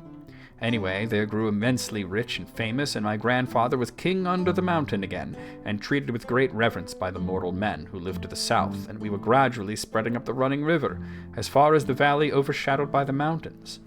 They built the merry town of Dale there in those days. Kings used to send for our smiths, and reward even the least skillful most richly. Fathers would beg us to take their sons as apprentices, and pay us handsomely, especially in food supplies, which we never bothered to grow or find ourselves. Altogether those were good days for us, and the poorest of us had money to spend and to lend, and leisure to make beautiful things just for the fun of it, not to speak of the most marvelous and magical toys, the like of which is not found in the world nowadays. So my grandfather's halls became full of armor and jewels and carvings and cups, and the toy market of Dale was the wonder of the north. Undoubtedly, that was what brought the dragon. Dragons steal gold and jewels, from men and elves and dwarves whenever they can find them, and they guard their plunder as long as they live, which is practically forever unless they are killed, and never enjoy a brass ring of it. Indeed, they hardly know a good bit of work from a bad, although they usually have a good notion of the current market value, and they can't make a thing for themselves, not even mend a little loose scale on their armor. There were lots of dragons in the north in those days, and gold was probably getting scarce up there, with the dwarves flying south or getting killed, and all the general waste and destruction that dragons make, going from bad to worse. There was a most specially greedy, strong, and wicked worm called Smaug. One day he flew up into the air and came south. The first we heard of it was a noise like a hurricane coming from the north, and the pine trees in the mountains creaking and crackling in the wind. Some of the dwarves who happened to be outside, I was one luckily, a fine adventurous lad in those days, always wandering about, and it saved my life that day. Well, from a good way off we saw the dragon settle on our mountain in a spout of flame. Then he came down the slopes, and when he reached the woods they all went up in fire. By that time all the bells were ringing in Dale, and the warriors were arming, the dwarves rushing out of the great gate, but there was the dragon waiting for them. None escaped that day. The river rushed up in steam, and a fog fell on Dale, and the fog the dragon came on them and destroyed most of the warriors. The usual unhappy story. It was only too common in those days. Then he went back and crept in through the front gate and rooted all of the halls and lanes and tunnels, alleys, cellars, mansions, and passages. After that, there were no dwarves left alive inside, and he took all their wealth for himself. Probably, for that is the dragon's way, he has it piled all up in a great heap far inside and sleeps on it for a bed. Later he used to crawl out of the great gate and come by night to Dale and carry away people, especially maidens, to eat, until Dale was ruined, and all the people dead or gone. What goes on there now, I don't know for certain, but I don't suppose anyone lives nearer to the mountain than the far edge of the long lake nowadays. The few of us that were well outside sat and wept in hiding, and cursed Smaug. And there we were unexpectedly joined by my father and my grandfather with singed beards. They looked very grim, but they said very little. When I asked how they had got away, they told me to hold my tongue, and said that one day in the proper time I should know. After that we went away, and we've had to earn our living as best we could, up and down the lands, often sinking as low as blacksmith work or even coal mining. But we have never forgotten our stolen treasure, and even now, when I will allow we have a good bit laid by and are not so badly off, here Thorin stroked the gold chain around his neck, we still mean to get it back, and to bring our curses home to Smaug if we can. I have often wondered about my father's and my grandfather's escape. I see now they must have had a private side door, which only they knew about, but apparently they made a map, and I should like to know how Gandalf got a hold of it, and why it did not come down to me, the rightful heir. I did not get a hold of it, I was given it, said the wizard. Your grandfather Thror was killed, you remember, in the mines of Moria by Azog the Goblin. Curse his name, yes, said Thorin. And Thrain, your father, went away on the 21st of April, 100 years ago last Thursday, and has never been seen by you since. True, true, said Thorin. Well, your father gave me this to give to you. And if I have chosen my own time and way for handing it over, you can hardly blame me, considering the trouble I had to find you. Your father could not remember his own name when he gave me the paper, and he never told me yours. So on the whole, I think I ought to be praised and thanked. Here it is, he said, handing the map to Thorin. I don't understand, said Thorin, and Bilbo felt he would have liked to say the same. The explanation did not seem to explain. Your grandfather, said the wizard slowly and grimly, gave the map to his son for safety before he went to the mines of Moria. Your father went away to try his luck with the map after your grandfather was killed. And lots of adventures of a most unpleasant sort he had, but he never got near the mountain. How he got there, I don't know, but I found him a prisoner in the dungeons of the Necromancer. Whatever were you doing there? Asked Thorin with a shudder, and all the dwarves shivered. Never you mind. I was finding things out as usual, and a nasty, dangerous business it was. Even I, Gandalf, only just escaped. I tried to save your father, but it was too late. He was witless and wandering, and had forgotten almost everything except the map and the key. We have long ago paid the goblins of Moria, said Thorin. We must give a thought to the Necromancer. Don't be absurd. He is an enemy far beyond the powers of all the dwarves put together, if they could all be collected again from the four corners of the world. The one thing your father wished was for his son to read the map and use the key. The dragon and the mountain are more than big enough tasks for you. Hear, hear, said Bilbo, and accidentally said it aloud. Hear what? They all said, turning suddenly towards him, and he was so flustered that he answered, Hear what I have to say. What's that? They asked. And I'm going to pause here. So, this is the first mention of this character, the Necromancer. And he's mentioned here, and he's mentioned a little bit later, when they're reaching Mirkwood. Gandalf mentions the Necromancer again. And then towards the end, Gandalf mentions the Necromancer one final time and just mentions that he's been driven out of the forest. And that's where Gandalf was. So why was Gandalf in the Necromancer's den? Who is the Necromancer? This is stuff that was not explained in The Hobbit. It was sequel bait. And Tolkien always had this idea to write a second part of The Hobbit called The Lord of the Rings. The idea was very small at first. It was much like The Hobbit. It was 5 hobbits. Well, actually 6 of them, because Fatty was in the group, and there was Frodo, who at that point was called Bingo in the writing, and then there was Sam, Merry and Pippin, Fatty, and then the last one was named Trotter. And Trotter was this guy who had wooden feet, and he just trotted around. He would walk, and Trotter eventually became Strider, Aragorn, who is not a hobbit.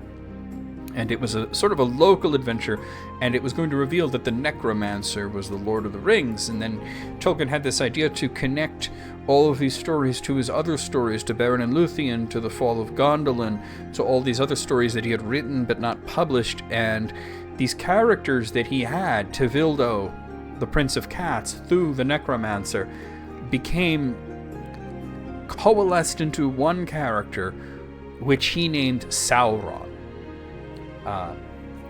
So this is actually the first mention of Sauron in his work, that from a publication standpoint. I mean, Tevildo was there much earlier in Beren and Luthien, but Beren and Luthien wasn't published at the time. And of course, they mentioned Moria, and they mentioned Azog. And I think that when Peter Jackson, or perhaps we could blame Guillermo del Toro for this, when they were working on the Hobbit films and turning it into, instead of one movie, into 3 films, Azog was a major character that, he winds up fighting Thorin at the end. Thorin finally kills him. And I think that he missed what Thorin said. We have paid the orcs of Moria. They have already gotten their revenge. Azog, at this point in the story, has been dead for quite some time. His son, Bolg, is in the book as a character later on during the Battle of 5 Armies. But Azog himself is long gone, but they decided to put him in the films for some reason. All right, well, let's find out what Bilbo has to say. Well, I should say that you ought to go east and have a look around. After all, there is the side door, and dragons must sleep sometimes, I suppose. If you sit on the doorstep long enough, I dare say you'll think of something, and, well, don't you know, I think we've talked long enough for one night, if you see what I mean. What about bed, and an early start and all that? I'll give you a good breakfast before you go." "Before we go, I suppose you mean," said Thorin. "Aren't you the burglar? It isn't sitting on the doorstep your job, not to speak of getting inside the door. But I agree about bed and breakfast. I like 6 eggs with my ham when starting on a journey. Fried, not poached, and mind you don't break 'em." After all the others had ordered their breakfast without so much as a please, which annoyed Bilbo very much, they all got up. The Hobbit had to find room for them all, and filled all his spare rooms, and made beds on chairs and sofas before he got them all stowed, and went to his own little bed, very tired and not altogether happy. One thing he did make up his mind about was not to bother to get up very early and cook everybody else's wretched breakfast. The tookishness was wearing off, and he was not now quite so sure that he was going on any journey in the morning. As he lay in bed, he could hear Thorin still humming to himself in the best bedroom next to him. "Far over the misty mountains cold, to dungeons deep and caverns old, we must away ere break a day to find our long-forgotten gold." Bilbo went to sleep with that in his ears, and it gave him very uncomfortable dreams. It was long after the break of day when he woke up. I sure hope somebody got fired for that blunder. So that's chapter 1. That's an unexpected party. Pretty long chapter, all things considered. The original plan was to stop between chapters, but I realized if I wait all the way till the end of the first chapter, I'm going to have so much to talk about and not easy to remember every little thing. But yeah, not a lot to say about that last bit, but it's interesting how Bilbo thinks at this point that his function is to give them advice and then to see them off, to feed them, and okay, have fun, you drive safe, you know. Whereas they're thinking, no, you're coming with us, aren't you? And he hasn't agreed to that just yet. But that's bring us to the second chapter, Roast Mutton. Up jumped Bilbo, and putting on his dressing gown, went into the dining room. There he saw nobody, but all the signs of a large and hurried breakfast. There was a fearful mess in the room, and piles of unwashed crocks in the kitchen. Nearly every pot and pan he possessed seemed to have been used. The washing up was so dismally real that Bilbo was forced to believe the party of the night before had not been part of his bad dreams, as he had rather hoped. Indeed, he was really relieved, after all, to think that they had all gone without him, without bothering to wake him up. But with never a thank you, he thought. And yet, in a way, he could not help feeling just a trifle disappointed. The feeling surprised him. "Don't be a fool, Bilbo Baggins," he said to himself. "Thinking of dragons and all that outlandish nonsense at your age." So he put on an apron, lit fires, boiled water, and washed up. Then he had a nice little breakfast in the kitchen before turning out the dining room. By that time the sun was shining, and the front door was open, letting in a warm spring breeze. Bilbo began to whistle loudly and to forget about the night before. In fact, he was just setting down to a nice little second breakfast in the dining room by the open window when in walked Gandalf. "My dear fellow," he said, "whenever are you going to come? What about an early start? And here you're having breakfast, or whatever you call it, at 10:30. They left you the message because they could not wait." "What message?" said poor Mr. Baggins, all in a fluster. "Great elephants," said Gandalf. "You are not at all yourself this morning. You never dusted the mantelpiece." "What's that got to do with it? I have had enough to do with washing up for 14. "If you had dusted the mantelpiece, you would have found this just under the clock," said Gandalf, handing Bilbo a note, written, of course, in his own note paper. This is what he'd read.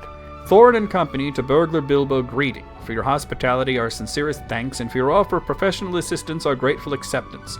Terms: cash on delivery, up to and not exceeding 1/14 of total profits, if any, all traveling expenses guaranteed in any event, funeral expenses to be defrayed by us or our representatives if occasion arises and the matter is not otherwise arranged for.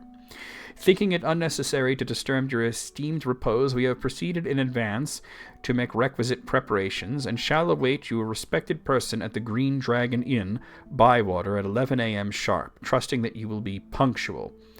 We have the honor to remain yours truly, Thorin and Company." "That leaves you just 10 minutes. You'll have to run," said Gandalf. "But," said Bilbo. "No time for it," said the wizard. "But," said Bilbo again. "No time for that either. Off you go."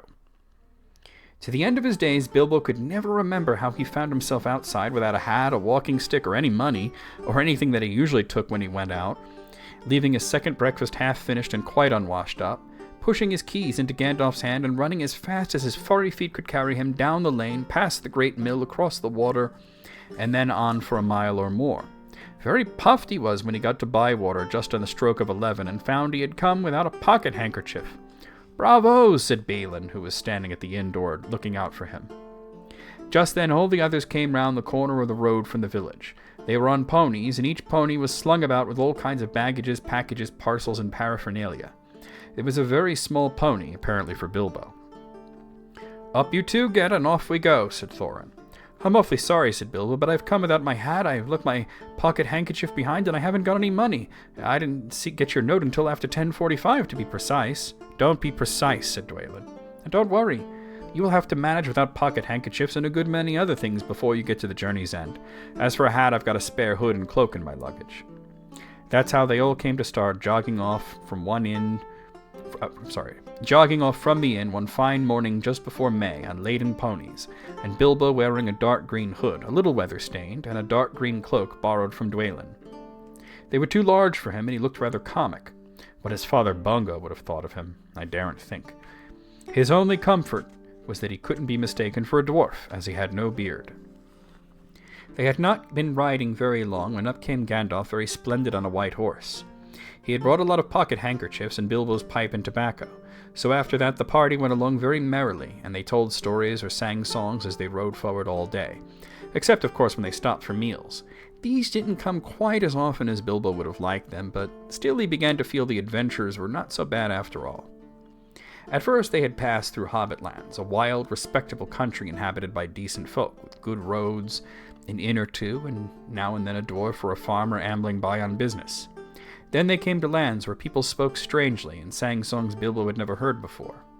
Now they had gone on far into the lone lands, where there were no people left, no inns, and the roads grew steadily worse. Not far ahead were dreary hills rising higher and higher, dark with trees. On some of them were old castles with an evil look, as if they had been built by wicked people. Everything seemed gloomy, for the weather that day had taken a nasty turn.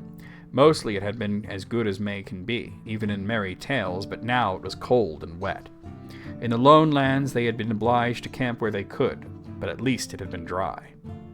"To think it will soon be June," grumbled Bilbo as he splashed along behind the others in a very muddy track.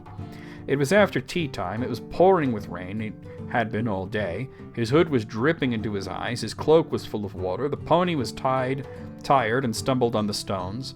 And the others were too grumpy to talk. "And I'm sure the rain has got into the dry clothes and into the food bags," thought Bilbo.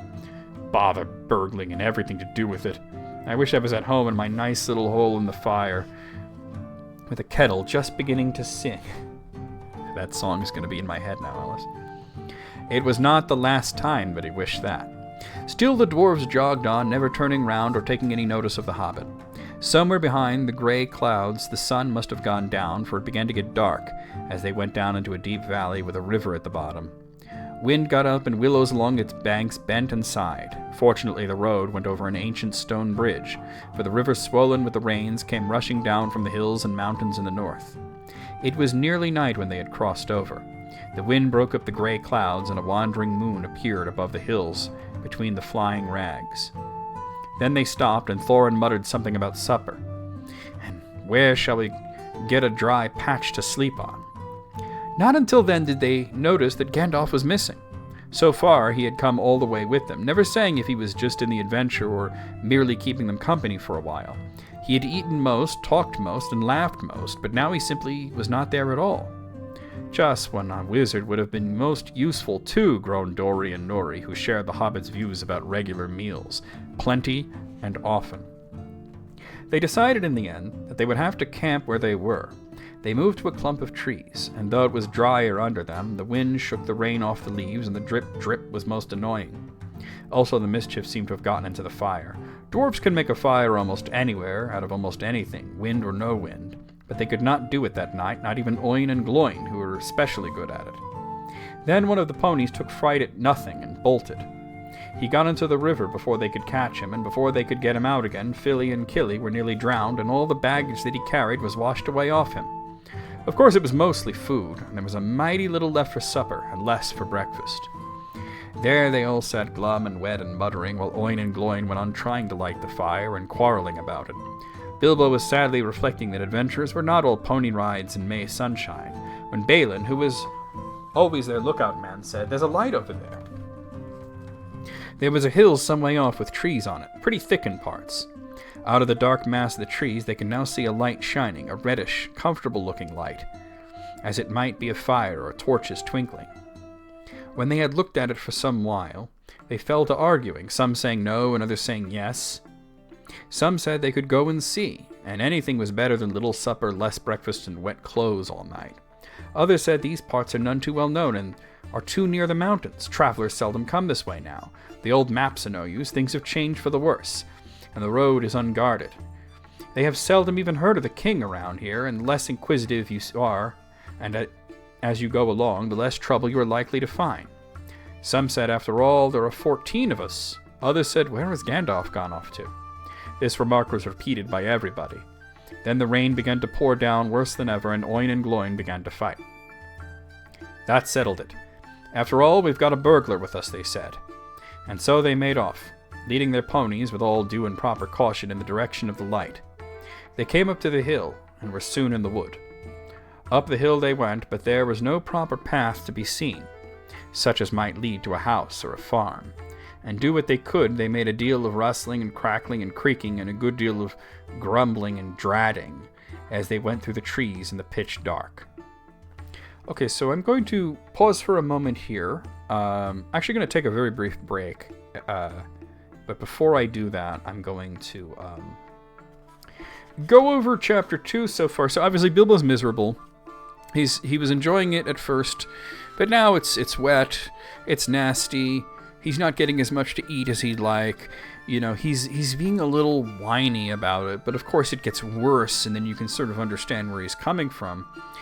One of the interesting things that I think would have been edited out in the rewrite that Tolkien had started but then abandoned was a mention about the people in these lands not knowing of the king, which is interesting because they're in a part of the world called Eriador, and Eriador is basically everything in the northern part of Middle-earth that is west of the Misty Mountains, and more specifically between the Misty Mountains and the mountains that border Lindon, which is an elvish land to the west, that's where the Grey Havens are, is the lost kingdom of Arnor. Arnor, of course, was half of the realm of Elendil.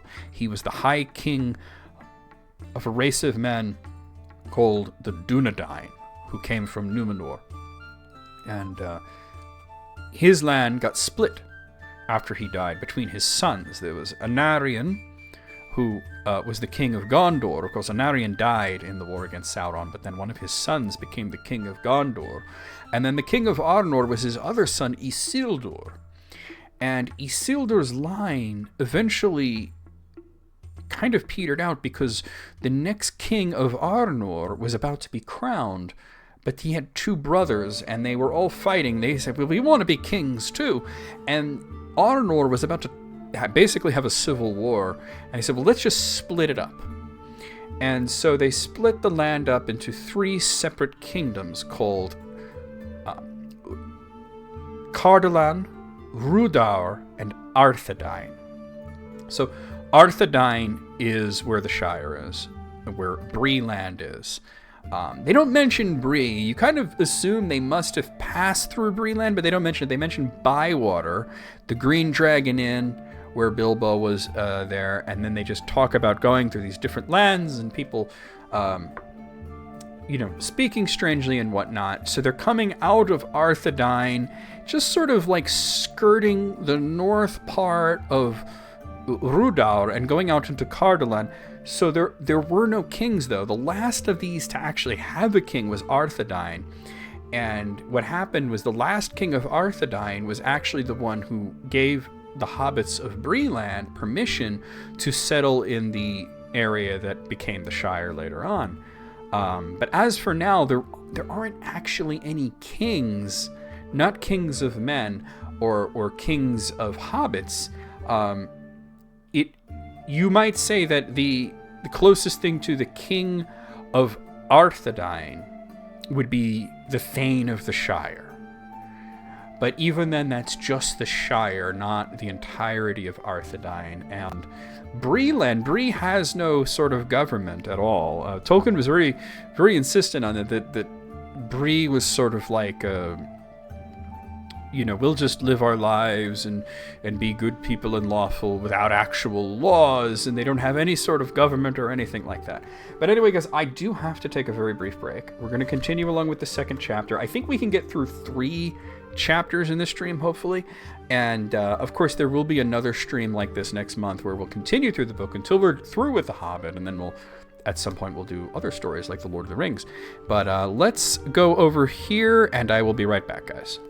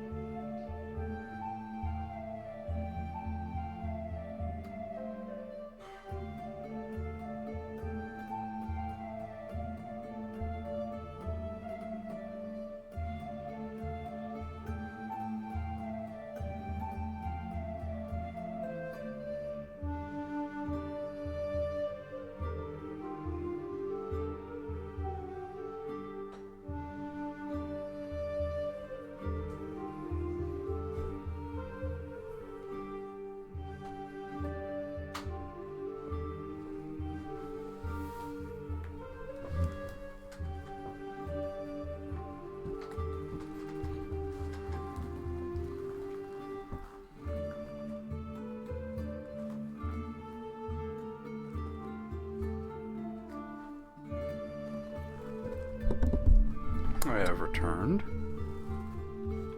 Just getting everything all set up again.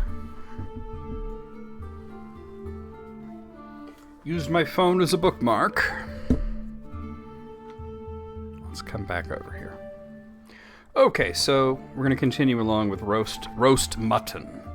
Has anybody ever eaten mutton? I've had lamb, but not mutton. They're really the same. They're from the same animal, but you don't see mutton's gone out of style, I think. Based on the sort of old rural English culture that they're going for here, mutton makes a lot of sense. You want to try? I would try it, certainly. I've heard that it's not as flavorful as lamb, but when you read about mutton in The Hobbit, they don't make it sound. They make it sound somewhat appetizing from Bilbo's perspective, but from the perspective of the characters that are actually eating the mutton, they're not so fond of it. They're tired of it. But let's see. Where was I? Okay.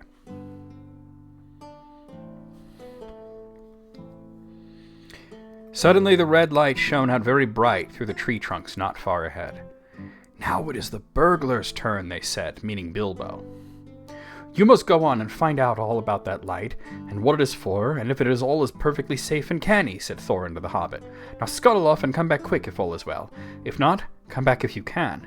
If you can't, hoot twice like a barn owl, and once like a screech owl, and we will do what we can. Off Bilbo had to go before he could explain that he could not hoot even once like any kind of owl any more than can fly like a bat. But at any rate, hobbits can move quietly in woods, absolutely quietly. They take a pride in it, and Bilbo had sniffed more than once at what he called all this dwarvish racket as they went along. Though I don't suppose you or I would have noticed anything at all in a windy night, not if the whole cavalcade had passed 2 feet off. As for Bilbo walking primly towards the red light, I don't suppose even a weasel would have stirred a whisker at it. So naturally he got right up to the fire, for fire it was, without disturbing anyone. And this is what he saw. 3 very large persons sitting around a very large fire of beech logs. They were toasting mutton on long spits of wood and licking the gravy off their fingers. There was a fine, toothsome smell. Also, there was a barrel of good drink in hand, and they were drinking out of jugs. But they were trolls, obviously trolls. Even Bilbo, in spite of his sheltered life, could see that, from the great heavy faces of them and their size and the shape of their legs, not to mention their language, which was not drawing-room fashion at all. At all. "Mutton yesterday, mutton today, and blimey if it don't look like mutton again tomorrow," said one of the trolls. "Never a blinking bit of man-flesh we had for long enough," said the second. "What the hell William was a-thinking of bringing us into these parts, it all beats me. And the drink running short, what's more," he said, jogging the elbow of William, who was taking a pull at his jug. William choked. "Shut your mouth," he said as soon as he could. "You can't expect folk to stop here forever just to be ate by you and Bert. You've ate a village and a half between you since we came down from the mountains. How much more do you want? And time's been up our way when you'd have said, 'Thank you, Bill, for a nice bit of fat valley mutton like what this is.'" He took a big bite off of a sheep's leg he was roasting and wiped his lips on his sleeve. Yes, I'm afraid trolls do behave like that, even those with only one head each. After hearing all this, Bilbo ought to have done something at once. Either he should have gone back quietly and warned his friends that there were 3 fair-sized trolls at hand in a nasty mood, quite likely to try roasted dwarf or even pony for a change, or else he should have done a bit of good quick burgling. A really first-class and legendary burglar would at this point have picked the troll's pockets. It is nearly always worthwhile if you can manage it. Pinched the very mutton off the spits, purloined the beer, and walked off without their noticing him. Other, more practical but with less professional pride, would perhaps have stuck a dagger into each of them before they observed it. Then the night could have been sped cheerily. Bilbo knew it. He had read of a good many things that had never seen or done. He was very much alarmed as well as disgusted.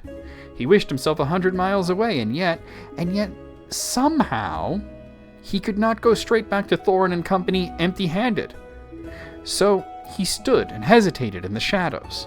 Of the various burglarious proceedings he had heard of, picking the troll's pockets seemed the least difficult. So at last he crept up behind a tree, just behind William. Bert and Tom went off to the barrel. William was having another drink. Then Bilbo plucked up courage and put his little hand in William's enormous pocket. There was a purse in it, as big as a bag to Bilbo. "Ha!" thought he, warming to his new work as he lifted it carefully out. "This is a beginning." It was. Trolls' purses are the mischief, and this was no exception. "Who are you?" it squeaked, as it left the pocket. And William turned round at once and grabbed Bilbo by the neck before he could duck behind the tree. "Blimey, Bert, look what I've caught," said William. "What is it?" said the others, coming up. "Lord me if I knows. What are you?"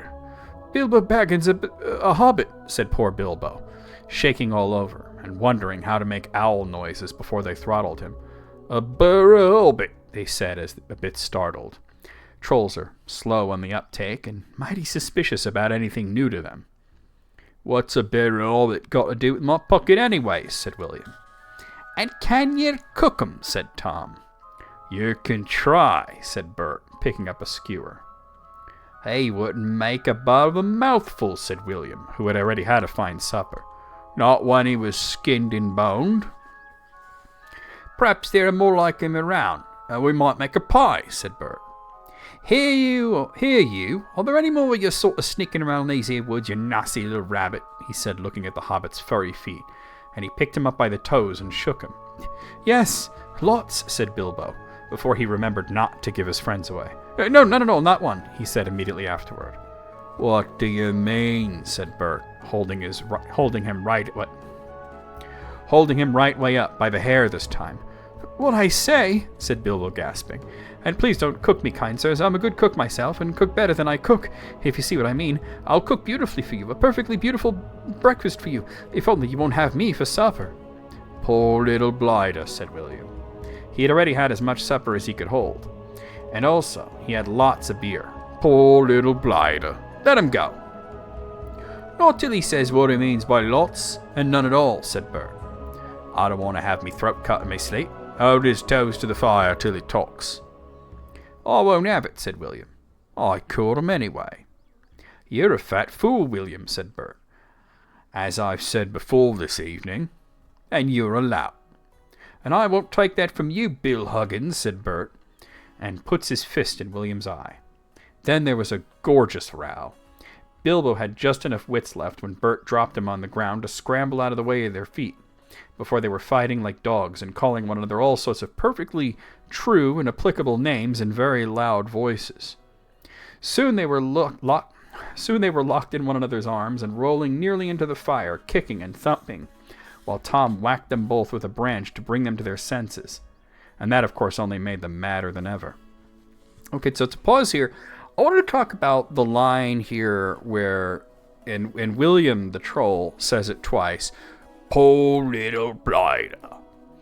And Tolkien had a big thing about the virtues in his work of patience, mercy, and pity.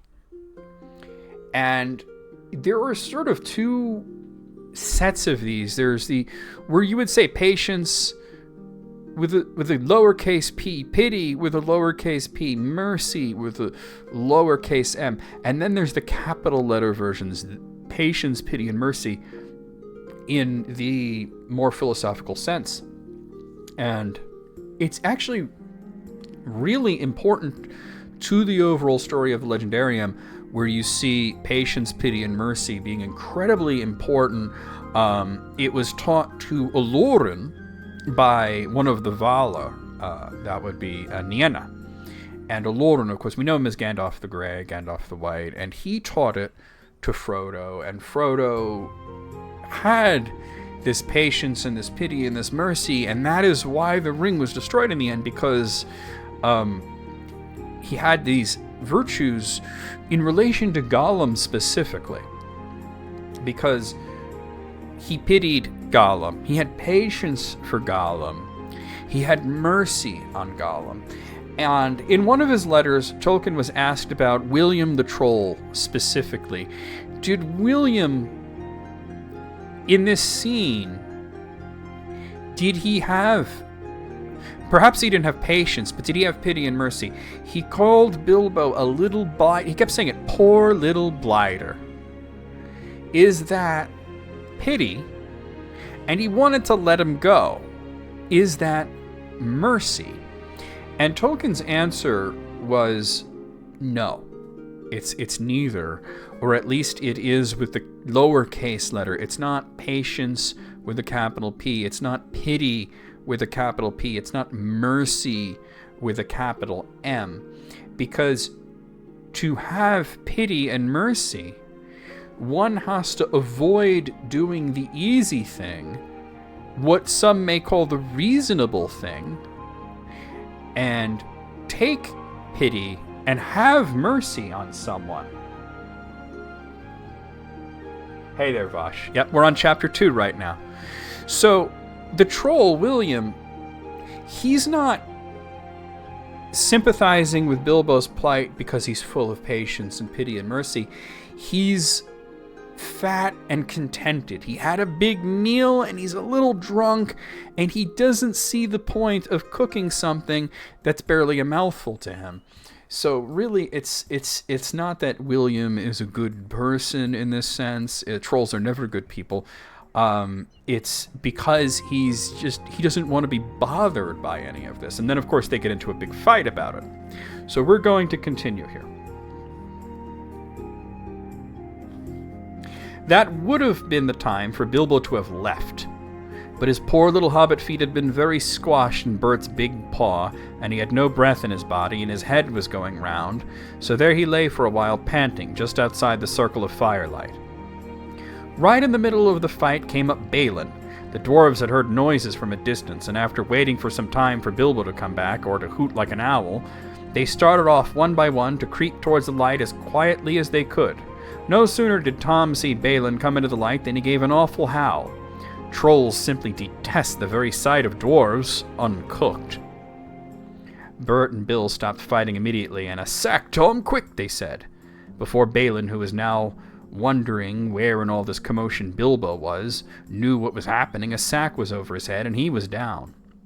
"There's more of 'em to come yet," said Tom, "or I'm mighty mistook. Lots of none and all it is," said he. "No borough hobbits, but lots of these here dwarves. That's about the shape of it." "I reckon you're right," said Bert, "and we'd best get out of the light." And so they did, with sacks in their hands that they used for carrying off mutton and other plunder. They waited in the shadows, as each dwarf came up and looked at the fire, and the spilled jugs and the gnawed mutton, and surprise, pop, went a nasty, smelly sack over his head, and he was down. Soon Dwalin lay by Balin and Fili and Killy together, and Dory and Nori and Ori all in a heap, and Oin and Gloin and Bifur and Bofer and Bomber piled uncomfortably near the fire. "That'll teach 'em," said Tom, for Bifur and Bomber had given a lot of trouble and fought like mad, as dwarves will when cornered. I'm going to show the illustration here. This is Tolkien's own illustration of the trolls. You can see he was very good at drawing scenery. You can see the trees are quite nice. The actual the trolls, you can kind of barely see them. Tolkien, as an artist, was not super great at drawing figures. His figures tend to be rather simplistic. But having them in the shadows like that, and just seeing one dwarf head from the bottom peek up there is interesting. Thorin came last, and he was not caught unawares. He came expecting mischief and didn't need to see his friend's legs sticking out of sacks to tell him that things were not all well. He stood outside the shadows some way off and said, "What's all this trouble? Who's been knocking my people about?" "It's trolls," said Bilbo from behind a tree. They had forgotten all about him. "They're hiding in the bushes with sacks," said he. "Oh, are they?" said Thorin, and he jumped forward to the fire before they could leap on him. He caught a big branch all on fire on one end, and Bert got that end in the eye before they could step aside. That put him out of the battle for a bit. Bilbo did his best. He caught hold of Tom's leg as well as he could. It was thick as a young tree trunk, but he was sent spinning up to the top of some bushes when Tom kicked the sparks up in Thorin's face. Tom got the branch in his teeth for that and lost one of the front ones. It made him howl, I can tell you. But just at that moment, William came up behind and popped a sack right over Thorin's head and down to his toes. And so the fight ended. A nice pickle they were all in now, all neatly tied up in sacks, with 3 angry trolls and 2 with burns and bashes to remember sitting by them, arguing whether they should roast them slowly or mince them fine and boil them, or just sit on them one by one and squash them into jelly. And Bilbo up in a bush with his clothes and his skin torn, not daring to move for fear they should hear him. It was just then that Gandalf came back, but no one saw him. The trolls had just decided to roast the dwarves now and eat them later. That was Bert's idea, and after a lot of argument, they had all agreed to it. "No good roasting him now, it'll take all night," said a voice. Bert thought it was William's. "Don't start the argument all over again, Bill," he said, "or it will take all night." "Who's arguing?" said William, who thought it was Bert that had spoken. "You are," said Bert. "You're a liar," said William, and so the argument began all over again. In the end, they decided to mince them fine and boil them, so they got a great black pot and they took out their knives. "No good boiling them, we ain't got no water, and it's a long way to the well and all," said a voice. Bert and William thought it was Tom's. "Shut up," they said. "Oh, we'll never have done, and you can fetch the water yourself if you say any more." "Shut up yourself," said Tom, who thought it was William's voice. "Who's arguing but you, I'd like to know?" "You're a booby," said William. "Booby yourself," said Tom. And so the argument began all over again and went on hotter than ever, until at last they decided to sit on the sacks one by one and squash them and boil them the next time. "Who shall we sit on first?" said the voice. "Better sit on the last fella first," said Bert, whose eye had been damaged by Thorin. He thought Tom was talking. "Don't talk to yourself," said Tom. "But what if you wants to sit on the last one? Sit on him. Which is he?" "The one with the yellow stockings," said Bert. "Nonsense, that's the one with the grey stockings," said a voice like William's. "I made sure it was yellow," said Bert. "Yellow it was," said William. "Then what did you say it was grey for?" said Bert. "I never did," Tom said it. "That I never did," said Tom. "It was you." 2 to 1, so shut your mouth," said Bert. Who are you a-talking to? Said William. Now stop it, said Tom and Bert together. The night's getting on and dawn comes early. Let's get on with it. Dawn take you all and be stoned to you, said a voice that sounded like William's, but it wasn't. For just at that moment the light came over the hill, and there was a mighty twitter in the branches. William never spoke, for he stood turned to stone as he stopped, and Bert and Tom were struck like rocks as they looked at him. And there they stand to this day, all alone unless the birds perch on them, for trolls, as you probably know, must be underground before dawn. So they go back to the stuff of the mountains that they were made of, and never move again. That is what happened to Bert and Tom and William. Alright, so let me stop here for a moment. So, it's interesting how the narrative voice here, which is Bilbo, says, oh, as you know, trolls, they have to be underground. If the sun hits them, stone, which is what they're made out of. And it's interesting, we never get like a really good origin of the trolls, TV tropes. Yeah. In The Lord of the Rings, the character of Treebeard mentions that he feels that the trolls were made in mockery of the Ents, and we know that the trolls were made by Melkor. And Melkor made the trolls, he made the orcs, he made the dragons, and Tolkien had this thing, and I was speaking with my friend Sid Kemp earlier about this, that they have this whole thing, Tolkien had a whole thing about what can a character like Melkor, who is basically the satanic figure of the Legendarium, what can he actually create? And he decided that creation with a capital C is the domain of Iluvatar, who is God. And Melkor, as the Lucifer analog, the satanic figure, cannot actually create life, but he can change existing life. He can mold things, and the process that we learn of is necromancy. And we already had heard of the necromancer in this case. So, with orcs, who are mockery of elves, or dragons, which might be a mockery of eagles, and trolls, which are a mockery of Ents, possibly. And then Sauron's creation, vampires and werewolves and wargs and such. They're taking existing life and twisting it or infusing souls into it. And in the case of the trolls, it seems that what Melkor, and you're correct, Vash, he can only make mockery. He put it into the earth, and I talked earlier about this Morgoth's ring, that he could put his power into the earth itself. So he found a way to animate stone and make something like the Ents, who were like the giants, but they were more tree-ish than stone-ish, and make them evil and twisted and rude and vulgar, whereas the language uses this very sort of vulgar rural English tone. Of course, the rural English, like, kind of similar to what hobbits may speak, but much less polite, extremely vulgar.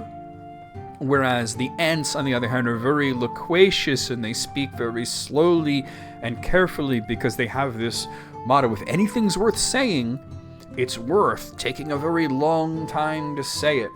So why do trolls turn to stone when the sun hits them, though? Because we learn that when the trolls were created, there was no such thing as the sun. The sun did not exist. The earth, Arda, was lit by two great lamps, and Melkor broke them a long time ago, very early in the first stage he broke them. And then the Valar and the Maiar and many of the elves left Middle-earth, and they went to the Undying Lands, and there they created, Yavanna created two great trees, Laurelin and Telperion, the two trees of Valinor. And this lit the Undying Lands, but Middle-earth was left in darkness. And Varda created more stars, so that the awakening elves would have light and the elves that remained in Middle-earth would have light to guide them. But when Melkor destroyed the 2 trees, Melkor and Ungoliant destroyed the 2 trees, now the whole world was once again in darkness, and that's when they took one of the last remaining flower of Telperion and put it into a container made by Aule, and then a Maiar named Tilion carries it through the sky, and that's the moon. And the last fruit of Laurelin the Gold was put into a container by Aule and carried through the sky by the Maya Aryan, and that's the sun. And Aryan is very powerful and radiant and beautiful in a sort of like blinding way. If you ever wondered what would a good version of a Balrog be? And that's Aryan. And that's why when Gandalf met a Balrog in the sequel, in The Lord of the Rings, he said something very specific. He said, I'm a wielder of the flame of Anor. And Anor is the ancient Quendian word for fire, but specifically a modern Elvish word for the sun. And he's saying that he is an agent of the Valar, that he is like Aryan, and he is greater in flame than the Balrog was. So this sort of light that something like Aryan gives off is holy. It's hallowed by Varda, like the Silmarils were hallowed by her. And it makes evil very uncomfortable. The orcs, they got kind of like uncomfortable. They couldn't travel freely under the sun. It kind of burned them a little bit. Not like vampires, but they didn't like it. Whereas trolls were immediately annihilated by it. And I think the reason that orcs are not killed by the sun, that's just kind of painful to them, and trolls are outright killed by the sun, is because the orcs were surely derived of something living, whether it was elves, as was the original theory, or some sort of animal, which was Tolkien's later theory, that was made bigger and given the gift of speech and enhanced by necromancy to look kind of like twisted elves, mockery of elves. But they were something that was already alive, whereas trolls were never alive. They were made from rocks and dirt. So this purifying light has a very different effect on them. It kills them completely. It annihilates them. And that's what we see here. Okay, back into it. Excellent, said Gandalf as he stepped from behind a tree and helped Bilbo to climb down out of a thorn bush. Then Bilbo understood. It was the wizard's voice that had kept the trolls bickering and quarreling until the light came and made an end of them. The next thing was to untie the sacks and let out the dwarves. They were nearly suffocated and very annoyed.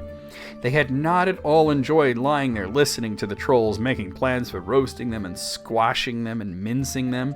They had to hear Bilbo's account of what had happened to him twice over before they were satisfied. Silly time to go practicing pinching and pickpocketing, said Bombur, when what we wanted was fire and food. And that's just what you wouldn't have got of those fellows without a struggle in any case, said Gandalf.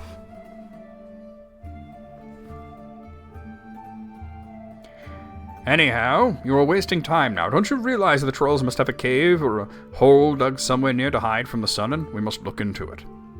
They searched about and soon found the marks of trolls' stony boots going away through the trees. They followed the tracks up the hill until, hidden by bushes, they came to a big door of stone leading to a cave. But they could not open it. Not though they all pushed with Gandalf trying various incantations.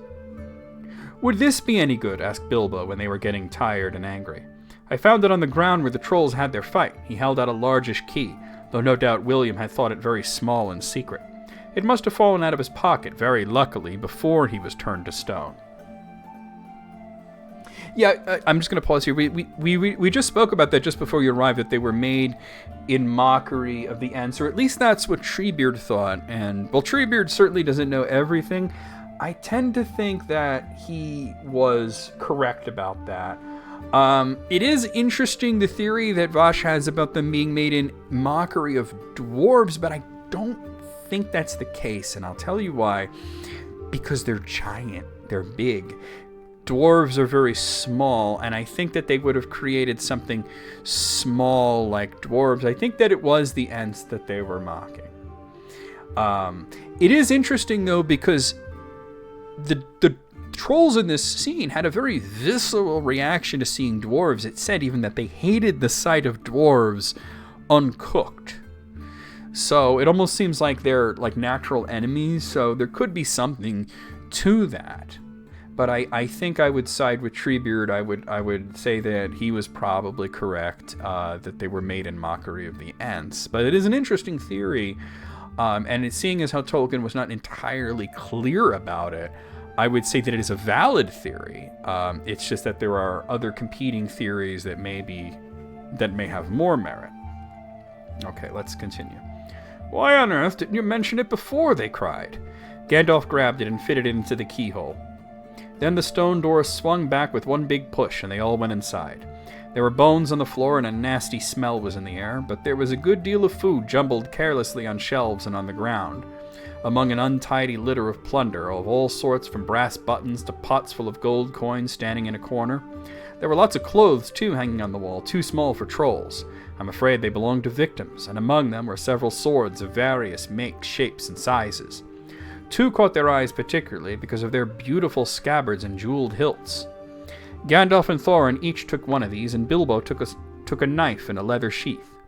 It would have made only a tiny pocket knife to a troll, but it was good as a short sword for the hobbit. These look like good blades, said the wizard, half drawing them and looking at them curiously. They were not made by any troll, nor by any smith among men in these parts and days. But when we can read the runes on them, we shall know more about them. Let's get out of this horrible smell, said Philly. So they carried off the pots and coins and such food as was untouched and looked fit to eat, and one barrel of ale which was still full. By that time they felt like breakfast, and being very hungry they did not turn up their noses at what they had got from the troll's larder. Their own provisions were very scanty. Now they had bread and cheese and plenty of ale, and bacon to toast in the embers of the fire. After that they slept, for their night had been disturbed, and they did nothing more till the afternoon. Then they brought up their ponies and carried away the pots of gold and buried them very secretly not far from the track by the river, putting a great many spells over them just in case they ever had the chance to come back and recover them. When that was done, they all mounted once more and jogged along the path toward the east. Where did you go, if I may ask? Said Thorin to Gandalf as they rode along. To look ahead, said he. And what brought you back in the nick of time? Looking behind, said he. Exactly, said Thorin. But could you be more plain?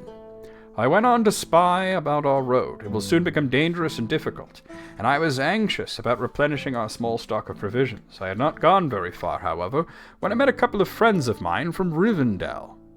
Where's that? Asked Bilbo. Don't interrupt, said Gandalf. You will get there in a few days now, if we're lucky, and find out all about it. As I was saying, I met two of Elrond's people. They were hurrying along for fear of the trolls. It was they who told me that 3 of them had come down from the mountains and settled in the woods not far from the road. They had frightened everyone away from the district, and they waylaid strangers. I immediately had a feeling that I was wanted back. Looking behind, I saw a fire in the distance that made for it. So now you know. Please be more careful next time, or we shall never get anywhere. Thank you, said Thorin. So that actually ends the second chapter there. Let me catch up on chat a little bit here. The only major battle that we absolutely knew that the Ents took place in was actually, it's in Beren and Luthien, that section of the Silmarillion, when the dwarves that had been let into the Girdle of Melian slew the king of Doriath, Eleuthingol. They were later waylaid by Beren with a host of Ents. And it's sort of hinted that the Ents may have been sent by Melian, and that was just sort of revenge upon her husband there. So that's the only battle that we know 100% that Ents took part in. The Ent wives and the Ent maidens vanished at some point in the Second Age, and Tolkien was very unspecific about what happened to them. He said he feared that they may have died, but he was never very specific. He never gave a straight answer. But the area that they were last seen in by what Treebeard said is the same as a forest that was raised by Sauron. They went to they went to Cabo, yeah. So it's likely that the Entwives and the Ent Maidens got caught up in the Last Alliance, and that they likely perished in that battle. So there you go. Let me just read what Just Try Tomorrow, welcome in. I didn't really introduce myself properly. You guys know me, I'm John J.R.R. or NecroVMX here. I do stream every day. It's usually gaming content, but once or twice a month we're going to be doing Tolkien content, and this will be on the YouTube channel as well. And thank you so much for your kind words about the YouTube channel. And don't worry about derailing. I mean, I love these sorts of discussions and where they can take us. Was there anything else I wanted to mention here? I think there was one thing that I wanted to touch upon. Oh, the blades. I talked about this a little earlier, and that Gandalf said, we'll find out more about the swords when we could read the runes. And a big thing was, well, why couldn't he read the runes? And my theory, of course, as I stated earlier, was that they were specific to Gondolin and not something that Gandalf would be familiar with, because he wasn't in Middle-earth at that point, and he may not have known Gondolin's written language. When Tolkien was working on rewriting The Hobbit, which he was talked out of finishing, his idea was that they were covered in old blood, and that it wasn't until they got to Rivendell that Elrond would clean the blades, and then they could read the runes. Yeah, so that's the going theory, that the Entwives and the Ent Maidens got caught up there. Sauron was raising the forests, and that was the area where Treebeard last mentioned seeing them. So, there's a story about Tolkien writing on a map that somebody brought him about where the Entwives were, but it's a total hoax. I might actually do a video on that at some point to debunk that whole thing. How far did he get in rewriting? I don't rightly know. I know that it was actually Gertrude Stein who talked him out of it. She said, "Don't you dare. You're ruining it. The Hobbit is very special. It's its own thing. It doesn't need to be the Lord of the Rings." And I think he saw the wisdom in that and decided that he wasn't going to continue. But, in the history of Middle-earth, you can get little bits and pieces. In the history of The Hobbit as well, you can get little bits and pieces of what happened. A lot of people are very surprised to find that Tolkien was good friends with Gertrude Stein. He actually carried around bits of her poetry in his wallet. So he was very fond of her work. All right, so let's go to the third chapter. I think we can get through the third chapter here, which is a short rest. Now, I want to mention again, I mentioned at the beginning, this is a very short chapter. I wanted to mention again that there is a specific word used in this chapter that is not, it was perfectly acceptable when this was written. It refers to bundles of firewood used for kindling and for burning fuel. We don't use the word in modern parlance because it was turned into a pejorative slur along the way, which is not Tolkien's fault, but I'm just going to be replacing that word with the word bundle so nobody can take a out-of-context clip of me saying that and try to make something that it's not out of it. Yes, you actually asked a very interesting question on Quora about Gertrude Stein and her relation to Tolkien as a peer. That was a very good question, I thought. Okay, here we go. Chapter 3, A Short Rest. They did not sing or tell stories that day, even though the weather improved. Nor the next day, nor the day after. They had begun to feel the danger was not far away on either side. They camped under the stars, and their horses had more to eat than they had, for there was plenty of grass. But there was not much in their bags, even with what they had gotten from the trolls. One morning they forded a river at a wide, shallow place, full of the noise of stones and foam. The far bank was steep and slippery. When they got to the top of it, leading their ponies, they saw that the great mountains had marched down very near to them. Already they sensed only a day's easy journey from the feet of the nearest. Dark and drear it looked, though there were patches of sunlight on its brown sides, and behind its shadows the tips of snow peaks gleamed. "Is that the mountain?" asked Bilbo in a solemn voice, looking at it with round eyes. He had never seen a thing that looked so big before. "Of course not," said Balin. "That is only the beginning of the Misty Mountains, and we've got to get through or over or under those somehow before we can come into the Wilderland beyond. and it is a deal of a way even from the other side of them to the lonely mountain in the east where Smaug lies on our treasure." "Oh," said Bilbo, and just at that moment he felt more tired than he ever remembered feeling before. He was thinking once again of his comfortable chair beside the fire, in his favorite sitting room in his hobbit hole, and of the kettle singing. Not for the last time. Now Gandalf led the way. "We must not miss the road, or we shall be done for," he said. "We need food, for one thing, and rest in reasonable safety. Also, it is very necessary to tackle the misty mountains by the proper path, or else you will get lost in them, and have to come back and start at the beginning again, if you ever get back at all." They asked him where he was making for, and he answered, "You are come to the very edge of the wild, as some of you may know. Hidden somewhere ahead of us is the fair valley of Rivendell, where Elrond lives in the last homely house. I sent a message by my friends, and we are expected." That sounded nice and comforting, but they had not gotten there yet, and it was not so easy as it sounds to find the last homely house west of the mountains. There seemed to be no trees and no valleys and no hills to break the ground in front of them, only one vast slope, going slowly up, and to meet the feet of the nearest mountains, a wide land the color of heather and crumbling rock, with patches and slashes of green grass and moss green showing where water might be. Morning passed, afternoon came, but in all the silent waste there was no sign of any dwelling.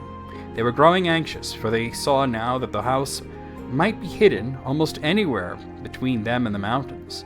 They came on unexpected valleys, narrow with steep sides that opened suddenly at their feet, and they looked down in surprise to see trees below them and running water at the bottom.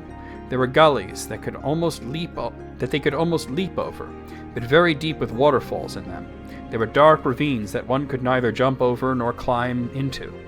There were bogs, some of them green, pleasant places to look at, with flowers growing bright and tall, but a pony that walked there with a pack on its back would never have come out again. It was indeed a much wider land from the ford to the mountains than ever you would have guessed. Bilbo was astonished. The only path was marked with white stones, some of which were small, and others were half covered with moss or heather. Altogether it was a very slow business following the track, even guided by Gandalf, who seemed to know his way about pretty well. His head and beard wagged this way and that, as he looked for the stones, and they followed his lead, but they seemed no nearer to the end of the search, when the day began to fail. Tea time had long gone by, and it seemed supper time would soon do the same. There were moths fluttering about, and the light became very dim, for the moon had not yet risen. Bilbo's pony began to stumble over roots and stones. They came to the edge of a steep fall in the ground so suddenly that Gandalf's horse nearly slipped down the slope. "Here it is at last," he called, and the others gathered round him and looked over the edge. They saw a valley far below. They could hear the voice of hurrying water in a rocky bed at the bottom. The scent of trees was in the air, and there was a light on the valley side across the water. Bilbo never forgot the way they slithered and slipped in the dusk down the steep zigzag path into the secret valley of Rivendell. The air grew warmer as they got lower, and the smell of the pine trees made him drowsy, so that every now and then again he nodded and nearly fell off, or bumped his nose on the pony's neck. Their spirits rose as they went down and down. The trees changed to beech and oak, and there was a comfortable feeling in the twilight. I'm going to pause right here because I want to read this long message here.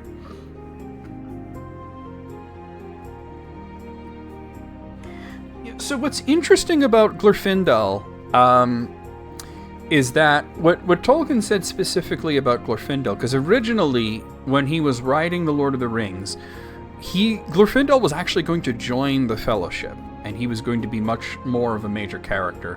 And, you learn about his past in The Fall of Gondolin, you learn about him killing a Balrog and all that, and being killed himself, and of course here he is again. And Tolkien was not sure at the time whether or not the Glorfindel of the Third Age was the same guy as the Glorfindel of the First Age. He decided eventually that he was. That the elves were fully immortal and could not actually, they could perish, but they could not die. They could not pass from the world. And that he was sent to Middle-earth on a mission similar to the wizards, and he probably arrived at the same time as the two blue wizards. But he mentioned something interesting, that Glorfindel is sort of the other side of the coin to the Witch King of Angmar, which is interesting because they had faced each other at one point, and it was Glorfindel who made the prophecy that no man would hinder him, that his doom was far off and not by the hands of man. So anyway, Glorfindel is interesting because he was given angelic power. That is the exact phrasing. Angelic power by Manwe. So he really was quite magnificently powerful. And Frodo, who was poisoned by the Morgul knife, he was slipping into this necromantic stupor and kind of going into the Wraith world as if he had put on the One Ring, was able to see the world the way that the Nazgul see it. And he saw Glorfindel as this magnificent, gleaming ray of light.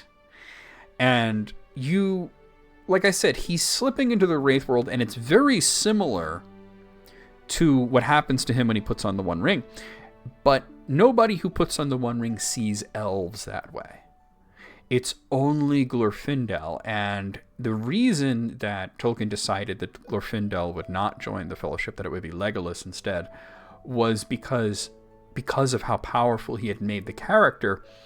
And like, he even had the other two elves from the that section of the Fellowship of the Ring, Erestor and Galdor. Balancing, exactly. There was the thought that Erestor specifically might be from the Undying Lands as well on a similar mission, but then he thought, well, then he would be just like Glorfindel. He would be really insanely powerful. He doesn't really do much, though. We don't actually know what Glorfindel was up to, other than that one thing. There's a lot of untold stories in there, though. That's why I think fanfiction is the way that it goes forward, and believe it or not, that Tolkien was actually very... his attitude was very positive towards other authors taking up his work, as long as they respected what he had written. And the reason that I say he's sort of the other side of the coin to the Witch King is because he was given, and the exact words were, extra angelic power by Manwe, whereas the Witch King was given extra demonic power by Sauron. So you're sort of seeing as like a balancing of the scales in a way. But Elrond flooding the river is more attributed to his Ring of Power than his innate ability. So that's something to remember. Okay. All right, let's see. Where was I? Here it is at last. Oh, I actually need to turn the page. That's fine. The last green had almost faded out of the grass when they came at length to an open glade not far above the banks of the stream. It smells like elves, thought Bilbo, and he looked up at the stars. They were burning bright and blue. Just then came a burst of song, like laughter in the trees. "Oh, what are you doing? And where are you going? Your ponies need shoeing. The river is flowing a tra-la-lally here down in the valley. Oh, what are you seeking? And where are you making? The bundles are reeking, the bannocks are baking, oh, trill-lil-lolly, the valley is jolly, ha-ha. Oh, where are you going with beards all a-wagging? No knowing what Mr. Baggins and Balin and Dwalin down in the valley in June, ha-ha. Oh, will you be staying or will you be flying? Your ponies are straying, the daylight is dying. To fly would be folly, to stay would be jolly, and listen and hark till the end of the dark to our tune, ha-ha. So they laughed and sang in the trees, and pretty fair nonsense, I dare say you think it. Not that they would care. They would only laugh all the more if you told them so. They were elves, of course. Soon Bilbo caught glimpses of them, and the darkness deepened. He loved elves, though he seldom met them, and he was a little frightened of them, too. Dwarves don't get on well with them. Even decent enough dwarves like Thorin and his friends think them foolish, which is a very foolish thing to think, or get annoyed with them. For some elves tease them and laugh at them, and most of all, jest their beards. Well, well, said a voice, just look, Bilbo the Hobbit on a pony, my dear. Isn't it delicious? Most astonishingly wonderful. Then off they went, into another song, as ridiculous as the one I have written down in full. At last one, a tall young fellow, came out of the trees and bowed to Gandalf and to Thorin. Welcome to the valley, he said. Thank you, said Thorin a bit gruffly, but Gandalf was already off his horse and among the elves, talking merrily with them. You are a little out of your way, said the elf.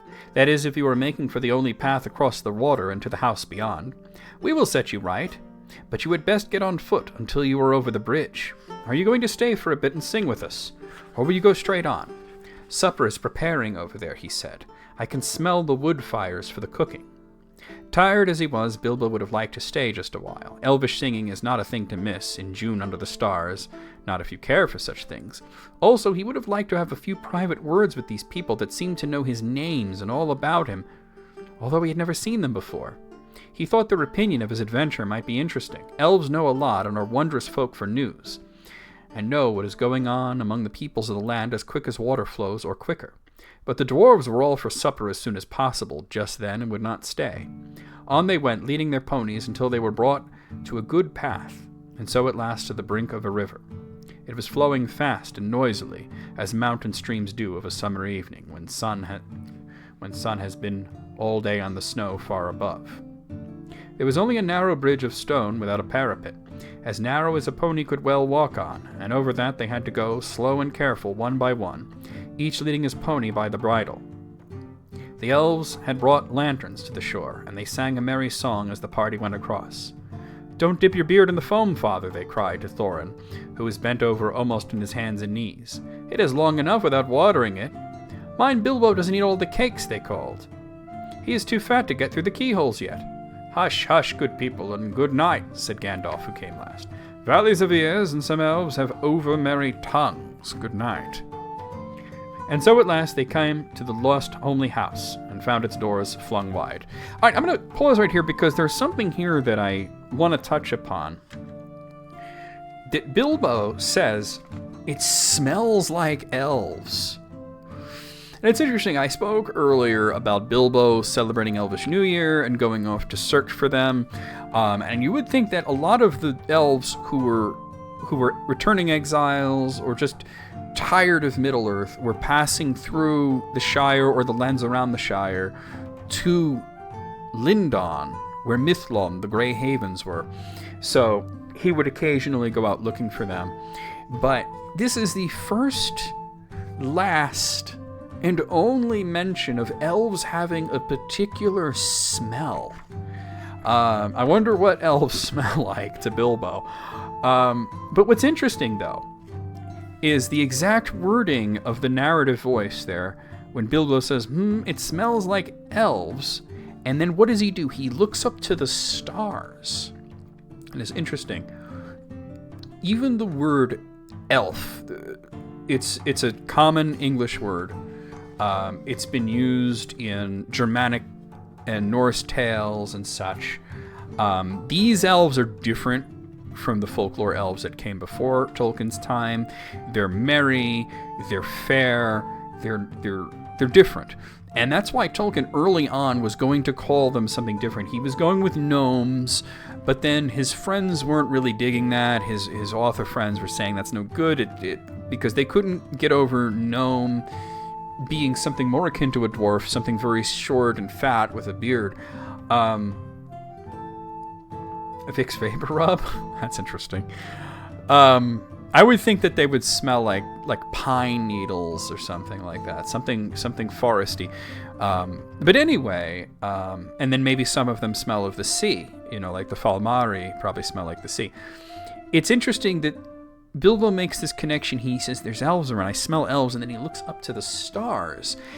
Elf in universe, in a language. Okay, so they were calling themselves, when they first opened, the Quendi, which in their ancient tongue means speakers, or those that speak. The literal translation is people, but people speak. Creatures generally don't. There are, of course, exceptions to that in a fantasy world like this.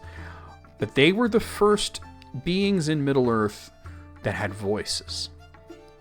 And so they called themselves the Quendi. And when Oroma of the Valar came upon them for the first time, because the Valar knew that the elves were out there somewhere in the earth, and that they were going to come up out of the earth and awaken, but they didn't know where, and they didn't know when. And Oroma comes out and he sees these people for the first time, and he comes up with a different name for them, Eldar. And that has come to mean people of the stars. E-L, that's star. It's the derivative of Elrond. star dome. Elros, star foam. Elendil, friend of the stars. Eldarian, scion of the stars. Elf. And it all relates to the stars. Varda put the stars there so that the elves could have light when they awoke. So you're seeing this in Bilbo making that association between elves and the stars. He immediately looks up to the stars, and he doesn't even know why. It doesn't explain why he would look up to the stars. He just has that association, and I find it to be very interesting because everything about them, they are the star people. They are the Eldar. Okay, let's continue.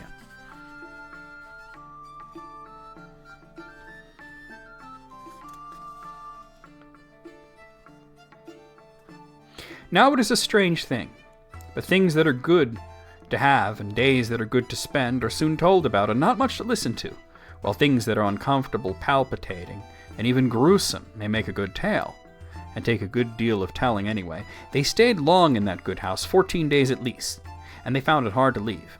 Bilbo would gladly have stopped there forever and ever, even supposing a wish would have taken him right back to his hobbit hole without trouble, yet there is little to tell about their stay. The master of the house was an elf friend, one of those people whose fathers came into the strange stories before the beginnings of history, the wars of the evil goblins and the elves and the first men in the north. In those days of our tale, there were still some people who had both elves and heroes of the north for ancestors, and Elrond, the master of the house, was their chief. He was as noble and fair in face as an elf lord, and strong as a warrior, as wise as a wizard, as venerable as a king of dwarves, and as kind as summer. He comes into many tales, but his part in the story of Bilbo's great adventure is only a small one, though important, as you will see, if we ever get to the end of it. His house was perfect, whether you liked food or sleep or work or storytelling or singing or just sitting and thinking best, or a pleasant mixture of them all. Evil things did not come into that valley. I wish I had time to tell you even a few of the tales or one or two of the songs that they had heard in that house. All of them, the ponies as well, grew refreshed and strong in a few days there. Their clothes were mended, as well their bruises and their tempers and their hopes. Their bags are filled with food and provisions, light to carry but strong to bring them over the mountain pass. Their plans were improved with best advice. So the time came to Midsummer's Eve, and they were to go on again with the early sun on a midsummer morning. Elrond knew all about runes of every kind. That day he looked at the swords they had brought from the troll's lair, and he said, "These are not troll-made. They are old swords, very old swords of the high elves of the west, my kin. They were made in Gondolin for the Goblin Wars. They must have come from a dragon's horde or goblin plunder, for dragons and goblins destroyed that city many ages ago. This Thorin, the rune's name Orcrist, the goblin cleaver in the ancient tongue of Gondolin. It was a famous blade. This, Gandalf, is Glamdring, foe hammer that the king of Gondolin once wore. Keep them well." Okay, we have to talk about this. We have to absolutely talk about this. We are stardust, we are golden, billion-year-old carbon, and we've got to get ourselves back to the garden. I'm quite fond of The Hobbit as well. I never get tired of it.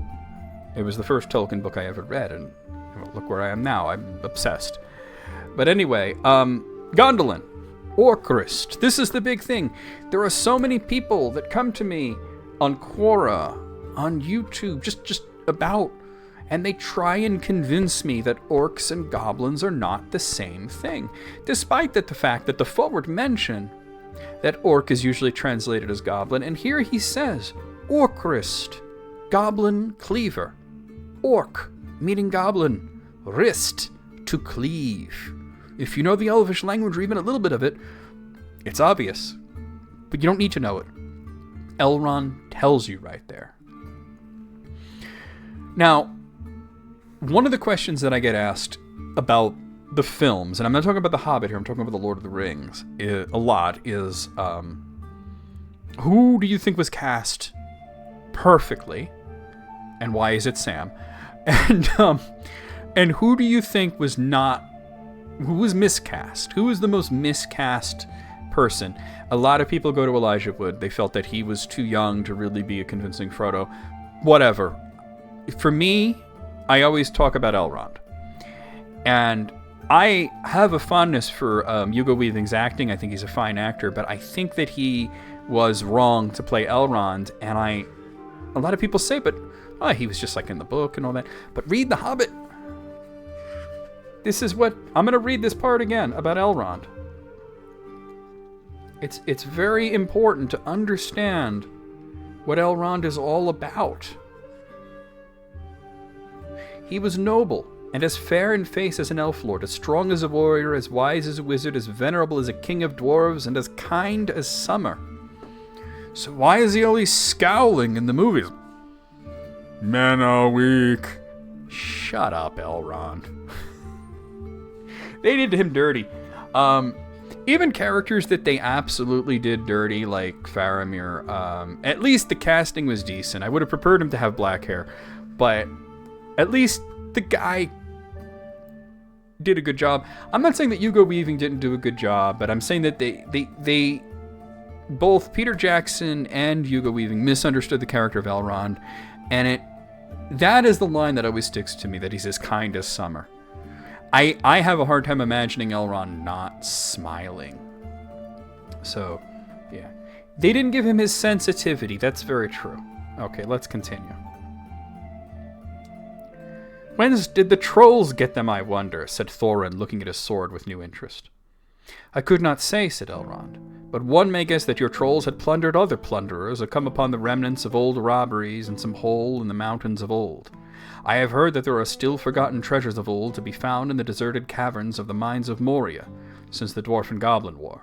Thorin pondered these words. I will keep this sword in honor, he said. May it soon cleave goblins once again.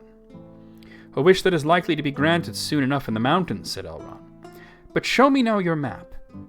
He took it and gazed long at it, and he shook his head, for if he did not altogether approve of dwarves and their love of gold, he hated dragons and their cruel wickedness, and grieved to remember the ruin of the town of Dale and its merry bells, and the burned banks of the bright river running. The moon was shining in a broad silver crescent. He held up the map, and the white light shone through it. What is this? He said. There are moon letters here beside the plain runes which say 5 feet high the door and 3 may walk abreast. What are moon letters? Asked the hobbit, full of excitement.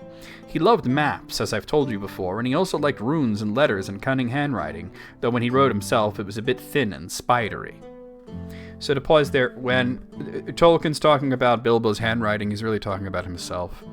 And he really, in a way, Tolkien as a person is imprinted onto several characters in his work. Beren is the most obvious one. It's inscribed on his gravestone, Beren, and his wife Luthien.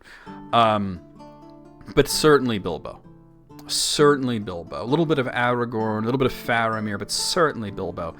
And his love of maps, his handwriting being thin and spidery. Tolkien's really describing himself here. Moon letters are rune letters, but you cannot see them, said Elrond, not when you look straight at them.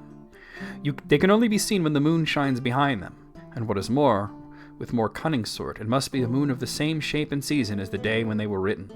The dwarves invented them and wrote them with silver pens, as your friends could tell you. These must have been written on a midsummer's eve and a crescent moon a long while ago. What do they say? Asked Gandalf and Thorin together, a bit vexed perhaps that even Elrond should have found this out first, though really there had not been a chance before, and there would not have been another until goodness knows when. Stand by the grey stone when the thrush knocks, read Elrond, and the setting sun, with the last light of Durin's day, will shine upon the keyhole. Durin, said Thorin. He was the father of the fathers of the eldest race of dwarves, the Longbeards, and my first ancestor. I am his heir. Then what is Durin's day? Asked Elrond. The first day of the dwarves' New Year, said Thorin. Is, as all should know, the first day of the last moon of autumn on the threshold of winter. We still call it Durin's day when the last moon of autumn and the sun are in the sky together. But this will not help us much, I fear, for it passes our skill in these days to guess when such a time will come again. That remains to be seen, said Gandalf. Is there any more riding?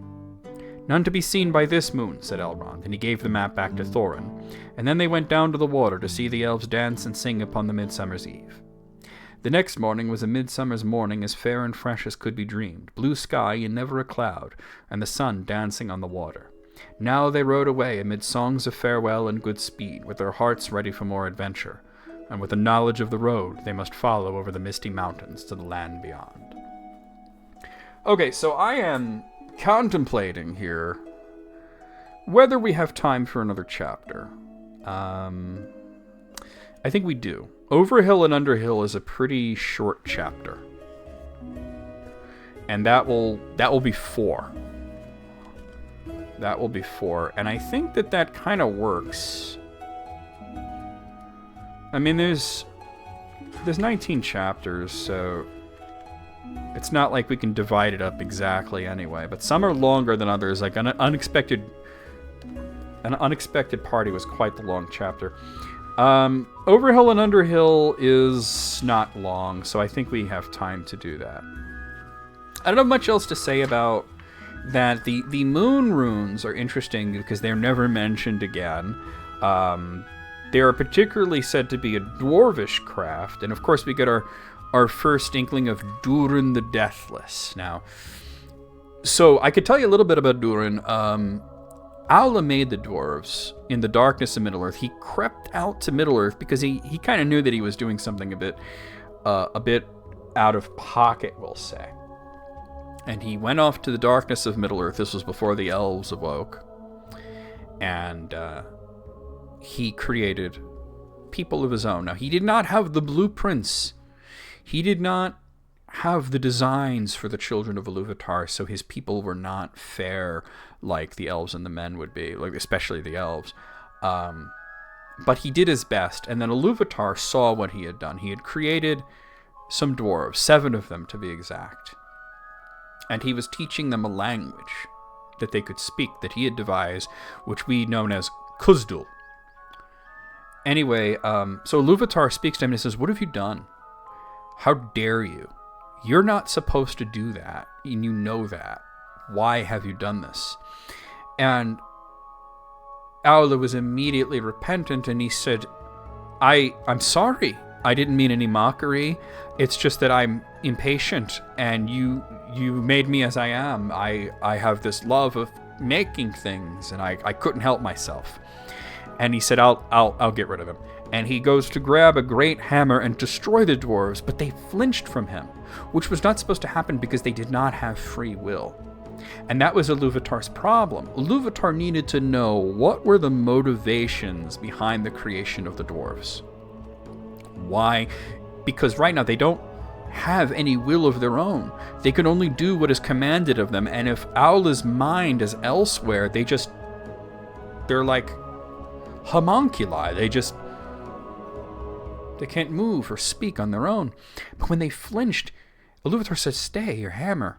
Do you not see the way that they cringe from you? Your wish has been granted, even as it was spoken. But I had a plan, and we're going to stick with it. First, the elves awaken, and the men and dwarves come later. So we're going to put them into slumber." Now, what is missed by a lot of people is that there were 7 fathers of the dwarves, one of which, the oldest which, the first dwarf ever created was Durin. He was the first of the Longbeards, and there were 7 clans of the dwarves, each coming from one of the fathers of the dwarves. However, what a lot of people miss, because it's not actually in the Silmarillion, it was in the history of Middle-earth, is that he created 6 more dwarves. He created dwarf women. 6 to be mates to the ones, but Durin was alone. He had a wife later on.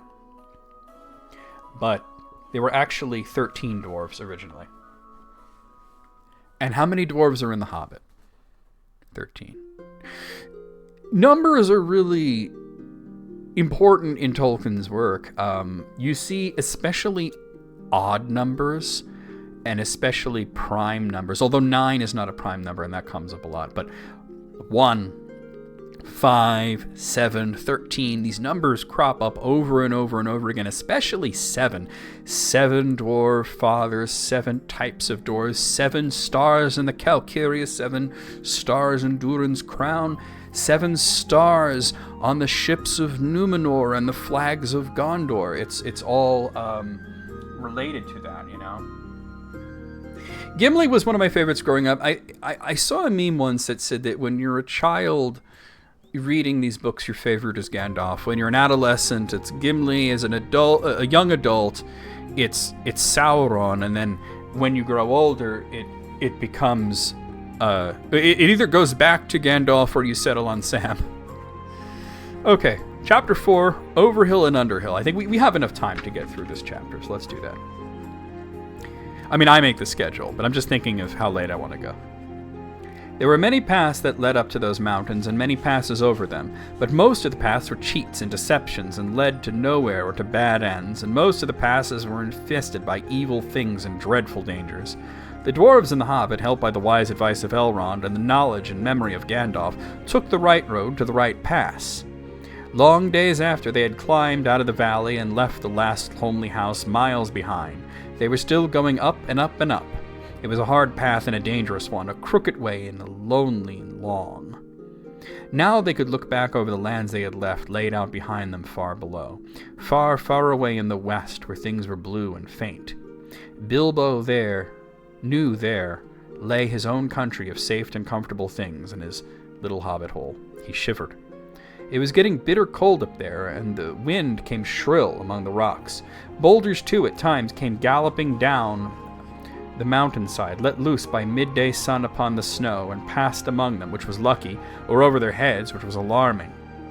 The nights were comfortless and chill, and they did not dare to sing or talk too loud, for the echoes were uncanny, and the silence seemed to dislike being broken, except by the noise of water and the wail of wind and the crack of stone. The summer is getting on down below, thought Bilbo, and haymaking is going on, and picnics. They'll be harvesting and blackberrying before we even begin to go down the other side at this rate. And the others were thinking equally gloomy thoughts, although when they had said goodbye to Elrond in the high hope of a midsummer morning, they had spoken gaily of the passage in the mountains and of riding swift across the lands beyond. They had thought of coming to the secret door in the lonely mountain, perhaps that very next first moon of autumn, and perhaps it will be Durin's day, they said. Only Gandalf had shaken his head and said nothing. Dwarves had not passed that way for many years, but Gandalf had, and he knew how evil and danger had grown and thriven in the wild, since the dragons had driven men from the lands and the goblins had spread in secret after the battle of the mines of Moria. Even the good plans of wise wizards like Gandalf and good friends like Elrond go astray sometimes when you are off on dangerous adventures over the edge of the wild, and Gandalf was wise enough wizard to know it. He knew that something unexpected might happen, and he hardly dared to hope that they would pass without fearful adventure over those great tall mountains with lonely peaks and valleys where no king ruled. They did not. All was well until one day they met a thunderstorm, more like a thunderstorm or thunder battle. You know how terrific a really big thunderstorm can be down in the land and in a river valley, especially at times when two great thunderstorms meet and clash. More terrible still are thunder and lightning in the mountains at night, when storms come up from the east and west and make war. The lightning splinters on the peaks and rocks shiver, and great crashes split the air and go rolling and tumbling into every cave and hollow, and the darkness is filled with overwhelming noise and sudden light. As someone who lives in mountains, yeah, that's real. Here's Tolkien's illustration of the mountain path. We can see that there. Like I said, he's very excellent at drawing scenery. Figures, not so much. Just to point out a few things that he likes to capitalize letters in words that are important to him in some way. West gets capitalized a lot. Even there, when they're talking about the West as just being the west of Middle-earth, the Shire, where Bilbo's thinking of, it was still capitalized in the text. But we see other words that are capitalized, and he does it to give you a sort of like biblical sort of feeling of this is significant in some way. Lonely Mountain is, of course, capitalized. Durin's Day is capitalized. Mines of Moria, that's capitalized. But then we get to Edge of the Wild. Edge and Wild are both capitalized. And it's just, this is a frontier. This is something new. This is the edge of Rovanian or Wilderland. It's a place. It's not just a saying. Okay, I'm going to continue here. Bilbo had never seen or imagined anything of the kind. They were high up in a narrow place, with a dreadful fall into a dim valley at one side of them. There they were sheltering under a hanging rock for the night, and he lay beneath a blanket and shook from head to toe. When he peeped out in lightning flashes, he saw that across the valley the stone giants were out, and were hurling rocks at one another for a game, and catching them, and tossing them down into the darkness where they smashed among the trees far below, or splintered into little bits with a bang. Then came a wind and a rain, and the wind whipped the rain and the hail about in every direction, so that an overhanging rock was no protection at all. Soon they were getting drenched, and their ponies were standing with their heads down and their tails between their legs, and some of them were whinnying with fright. They could hear the giants guffawing and shouting all over the mountainsides. "This won't do at all," said Thorin. "If we don't get blown off or drowned or struck by lightning, we shall be picked up by some giant and kicked sky-high for a football." "Well, if you know of anywhere better, take us there," said Gandalf, who was feeling very grumpy and was far from happy about the giants himself. The end of their argument was that they sent Fili and Kili to look for a better shelter. They had very sharp eyes, and being the youngest of the dwarves by some 50 years, they usually got these sorts of jobs, when everyone could see it was absolutely no use sending Bilbo. There is nothing like looking if you want to find something, or so Thorin said to the young dwarves. You certainly usually find something if you look, but it is not always quite the something you were after. So it proved on this occasion. Just get a little more comfortable here, and I'm going to take a drink of water.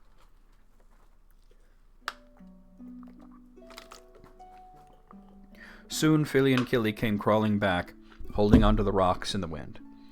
"We have found a dry cave," they said, "not far from the next corner, and ponies and all could get inside." "Have you thoroughly explored it?" said the wizard, who knew that caves up in the mountains were seldom unoccupied. Yes, they said, though everybody knew they could not have been long about it. They had come back too quick. "It isn't all that big, and it does not go far back." That, of course, is the dangerous part about caves. You don't know how far back they go. Sometimes, or where a passage may lead to, or what is waiting for you inside. But now Fili and Kili's news seemed good enough. So they all got up and prepared to move. The wind was howling and the thunder still growling, and they had a business getting themselves and their ponies along. Still, it was not very far to go, and before long they came to a big rock standing out in the path. If you stepped behind, you found a low arch in the side of the mountain. There was just room to get the ponies through with a squeeze, when they had been unpacked and unsaddled. As they passed under the arch, it was good to hear the wind and the rain outside instead of all about them, and to feel safe from the giants and their rocks. But the wizard was taking no risks. He lit up his wand, as he did that day in Bilbo's dining room that seemed so long ago, if you remember, and by its light they explored the cave from end to end. It seemed quite a fair size, but not too large and mysterious. It had a dry floor and some comfortable nooks. At one end there was room for the ponies, and there they stood, mighty glad of the change, steaming and champing at their nosebags. Oin and Gloin wanted to light a fire at the door to dry their clothes, but Gandalf would not hear of it. So they spread out their wet things on the floor and got dry ones out of their bundles, and they made their blankets comfortable, got out their pipes and blew smoke rings, which Gandalf turned into different colors, and set dancing up by the roof to amuse them. They talked and forgot about the storm, and discussed what each would do with his share of the treasure, when they got it, which at the moment did not seem so impossible. And so they dropped off to sleep one by one. And that was the last time that they used the ponies, packages, baggages, tools, and paraphernalia that they had brought with them. It turned out a good thing that night they had brought little Bilbo with them after all, for somehow he could not go to sleep for a long while, and when he did sleep he had very nasty dreams. He dreamed that a crack in the wall at the back of the cave got bigger and bigger and opened wider and wider, and he was very afraid but could not call out or do anything but lie and look. Then he dreamed that the floor of the cave was giving way, and he was slipping, beginning to fall down, goodness knows where to. At that he woke up with a horrible start and found that part of his dream was true. A crack had opened at the back of the cave, and was already a wide passage. He was just in time to see the last of the ponies' tails disappearing into it. Of course he gave a very loud yell as a hobbit can give, which is surprising for their size. Out jumped the goblins, big goblins, great ugly-looking goblins, lots of goblins, before you could say rocks and blocks. There were 6 to each dwarf at least, and 2 even for Bilbo, and they were all grabbed and carried through the crack before you could say tinder and flint. But not Gandalf. Bilbo's yell had done that much good. It had wakened him wide in a splintered second, and when the goblins came to grab him, there was a terrific flash like lightning in the cave, a smell like gunpowder, and several of them fell dead. The crack closed with a snap, and Bilbo and the dwarves were on the wrong side of it. Where was Gandalf? Of that, neither they nor the goblins had any idea, and the goblins did not wait to find out. They seized Bilbo and the dwarves and hurried them along. It was deep, deep dark, such as only goblins that have taken to living in the heart of the mountains can see through. The passages there were crossed and tangled in all directions, but the goblins knew their way, as well you do to the nearest post office. And the way went down and down, and it was most horribly stuffy. The goblins were very rough and pinched unmercifully and chuckled and laughed in their horrible stony voices, and Bilbo was more unhappy ever than when the troll that had picked him up by the toes. He wished again and again for his nice bright hobbit hole, not for the last time. Now there came a glimmer of red light before them. The goblins began to sing or croak, keeping time with the flap of their flat feet on the stone, and shaking their prisoners as well. Clap, snap, the black crack, grip, grab, pinch, nab, and down, down, to Goblin Town you go, my lad.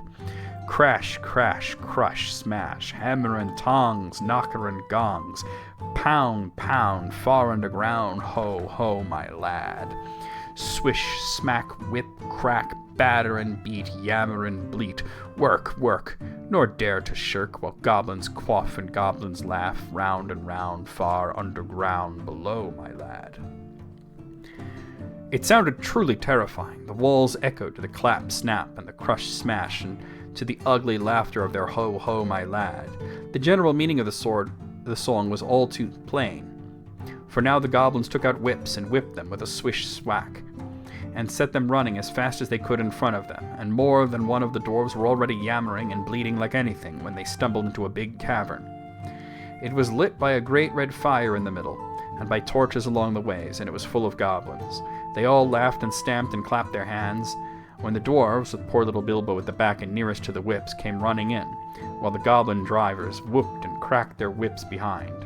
The ponies were already there huddled in a corner, and they were all baggages and packages lying broken open and being rummaged by goblins, and smelt by goblins, and fingered by goblins, and quarreled over by goblins. I'm afraid that was the last they ever saw of those excellent little ponies, including a jolly sturdy little white fellow that Elrond had lent to Gandalf, since his horse was not suitable for the mountain paths. For goblins eat horses and ponies and donkeys and other much more dreadful things, and they are always hungry. Just now, however, the prisoners were thinking only of themselves. The goblins chained their hands behind their backs, and linked them all together in a line, and dragged them to the far end of the cavern with little Bilbo tugging at the end of the row. There in the shadows, on a large flat stone, sat a tremendous goblin with a huge head, and armed goblins were standing round him, carrying the axes and the bent swords that they use. Now goblins are cruel, wicked, and bad-hearted. They make no beautiful things, but they make many clever ones. They can tunnel and mine as well as any but the most skilled dwarves, and when they take the trouble, though they are usually untidy and dirty, hammers, axes, swords, daggers, pickaxes, tongs, and other instruments of torture they make very well, or get other people to make to their design, prisoners and slaves that have to work till they die for want of air and light. It is not unlikely that they invented some of the machines that have since troubled the world, especially the ingenious devices for killing large numbers of people at once, for wheels and engines and explosions always delighted them, and also not working with their own hands more than they could help. But in those days, those wild parts, they had not advanced, as it is called, so far. They did not hate dwarves especially, no more than they hated everybody and everything, and particularly the orderly and prosperous. In some parts, wicked dwarves had even made alliances with them. But they had a special grudge against Thorin's people because of the war which we have heard mentioned, but which does not come into this tale. Anyway, goblins don't care who they catch as long as it is done smart and secret, and their prisoners are not able to defend themselves. So to pause here, so Tolkien is pretty clear that orcs, goblins, uruks, whatever you want to call them, that they make machines. And he blames them for, in his exact words, the machines that plagued the world. Tolkien was not big on machinery. When we look at Tolkien's personality and his social politics, he was sort of very progressive for his time. And at one point he was asked whether or not he would consider himself to be a socialist. And he said that no, and the reason because he detested the city planning aspect of that particular structure of social gatherings, that he didn't like cities and planned communities and that sort of thing. He didn't like big machines and apartment buildings and things that would blot out nature. Like I said, he was more like the hobbits, where he liked to live among trees and rivers and such. And when you think about Tolkien going off as a young man to the Great War and then coming home and his homeland, his town of Oxford, suddenly there were a lot more machines, there were cars and such, and he was never really big on that. Yeah, merry old England. Yeah, he had this sort of like childish glee at the countryside and everything, and he didn't like cars because he said everything goes by too fast. So when we see this, he's saying that these machines are the make of orcs. Let's blame the orcs, let's blame the goblins. They're the ones that caused this mess. And he specifically mentions machines that kill a lot of people. And he mentions wheels and explosions. And this is where I'm coming from when I mention that they had cannons. Because when you think of explosions and killing a great number of people, and what is on wheels, a cannon. And I've said that many times that goblins had rudimentary cannons, and people say, where are you getting that from? Where is that coming from? And I said, read The Hobbit. And I think that a lot of people who study the Legendarium don't read The Hobbit. They've read it once, they kind of vaguely remember it, they don't come back to it, they don't study it. There's a section that comes later that basically tells you the story of the Silmarillion in a single paragraph. And I'll have to point that out. That's a bit later. We're not going to get to that tonight. But, yeah.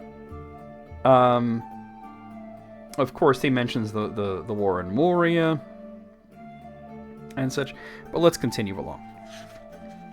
"Who are these miserable persons?" said the great goblin.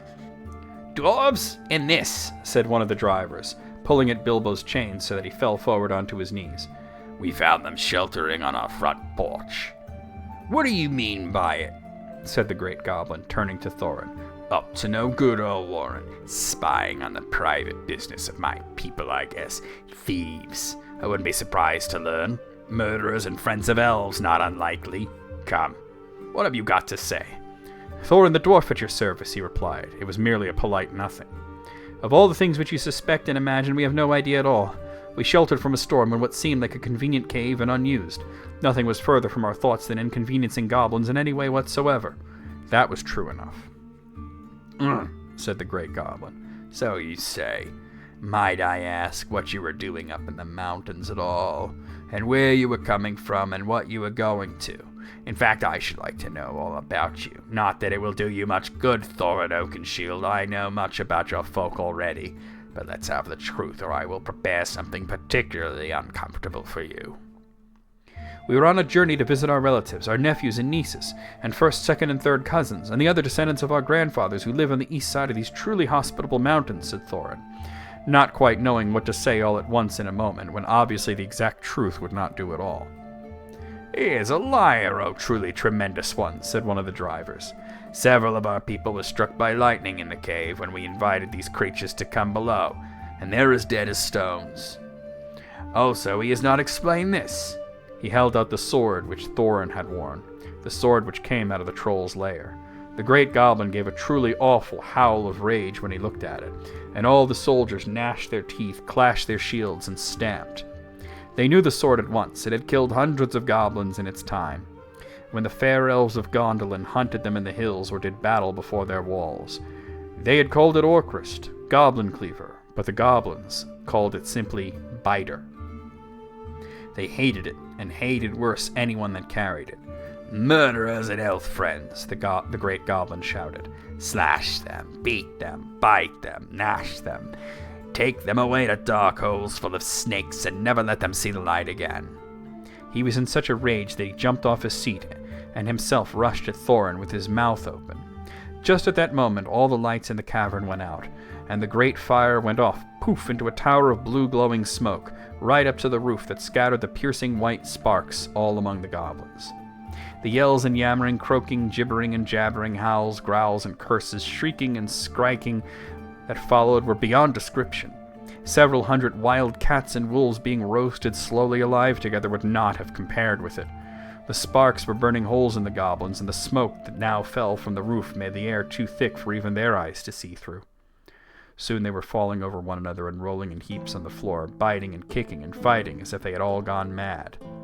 Suddenly a sword flashed in its own light.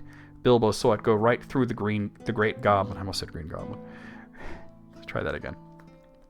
Suddenly a sword flashed in its own light. Bilbo saw it go right through the great goblin as he stood dumbfounded in the middle of his rage. He fell dead, and the goblin soldiers fled before the sword, shrieking into the darkness. Okay, so I'm going to pause here again. Exactly, Alice, exactly. All of those things. So this is interesting. And this is something that I think Tolkien would have absolutely addressed if he had continued with rewriting The Hobbit. When Gandalf takes out his sword, when he unleashes Glamdring, it says that it flashed in its own light. And this is the first we hear of the idea that these swords glow when goblins are around. Now, Bilbo's little knife, which doesn't yet have a name, is not mentioned as glowing. And Orcrist, Thorin's sword, is not mentioned as glowing. And I think that's what would have been addressed. Those swords absolutely would glow when goblins are nearby. Gandalf's does. And I think that's the first we hear of it in the chronology of his... I call the glowy one biter. I think that he would have absolutely fixed that. He would have loved to have fixed that. Of course, he never did. He got talked out of rewriting The Hobbit, and I'm glad he got talked out of rewriting it. But there's a few things here and there that you wonder, well, why didn't it glow there? Why, when they took it out, they didn't mention that the sword that they knew as Biter was glowing. But when Beater comes out, Glamdring, King Turgon's sword is brought out. That one, it mentions, it has its own light. The sword went back into its sheath. "Follow me, quick," said a voice, fierce and quiet. And before Bilbo understood what had happened, he was trotting along again as fast as he could trot, at the end of the line, down more dark passages with the yells of the goblin hole growing fainter behind him. A pale light was leading them on. "Quicker, quicker," said the voice. "The torches will soon be relit." "Half a minute," said Dory, who was at the back next to Bilbo, and a decent fellow. He made the hobbit scramble onto his shoulders as best he could with his tied hands, and then off they all went at a run, with a clink-clink of chains, and many a stumble, since they had no hands to steady themselves with. Not for a long while did they stop, and by the time they must have been right down in the very mountain's heart. Then Gandalf lit up his wand. Of course it was Gandalf. But just then they were too busy to ask how he got there. He took out his sword again, and again it flashed in the dark by itself. It burned with a rage that made it gleam if goblins were about. Now it was bright as blue flame for delight in the killing of the great lord of the cave. So, pause for a moment. So, I was asked recently on Quora, why do these swords glow when goblins are around? What is the magic there? How is that created? And Tolkien is rather unspecific about why the swords... I mean, the why is not as interesting, or the why is more interesting than the how. He's very unspecific about the how. The why is obvious. Gondolin was not only a walled city, but it was surrounded by mountains on all sides in a valley called the Crissaegrim. And he, knew that they would not be able to see their enemy coming because of the walls and because of the mountains. So if goblins were coming, they needed some sort of early warning system, and that's why. Now, the how is rather unspecific. I've always maintained that since Tolkien has established that the great craftsmen of his world put a little bit of themselves into their crafts. We see it with Feanor. Hey, Lycios, right? We're reading The Hobbit, we're discussing how it connects to everything right now. So, I've always said that when Feanor put himself into the Silmarils, Sauron put himself into the One Ring, I think the elves of Gondolin took their hatred of the goblins and put them into these weapons, and that's the burning blue fire. And the passage here is where I get that idea from. Because it says, I'm going to read you that again, it burned with a rage that made it gleam if goblins were about. That fire is the elvish hatred of their ancient enemy, the mockery that is the orcs. And this seems to suggest, and this may be why you weren't seeing glowing from Orcrist at this point. It was bright as blue flame for delight in the killing of the great lord of the cave, almost as if it has to feed off of the orcs, which is a topic that never comes up in the Lord of the Rings or the Silmarillion, but it's an interesting thought.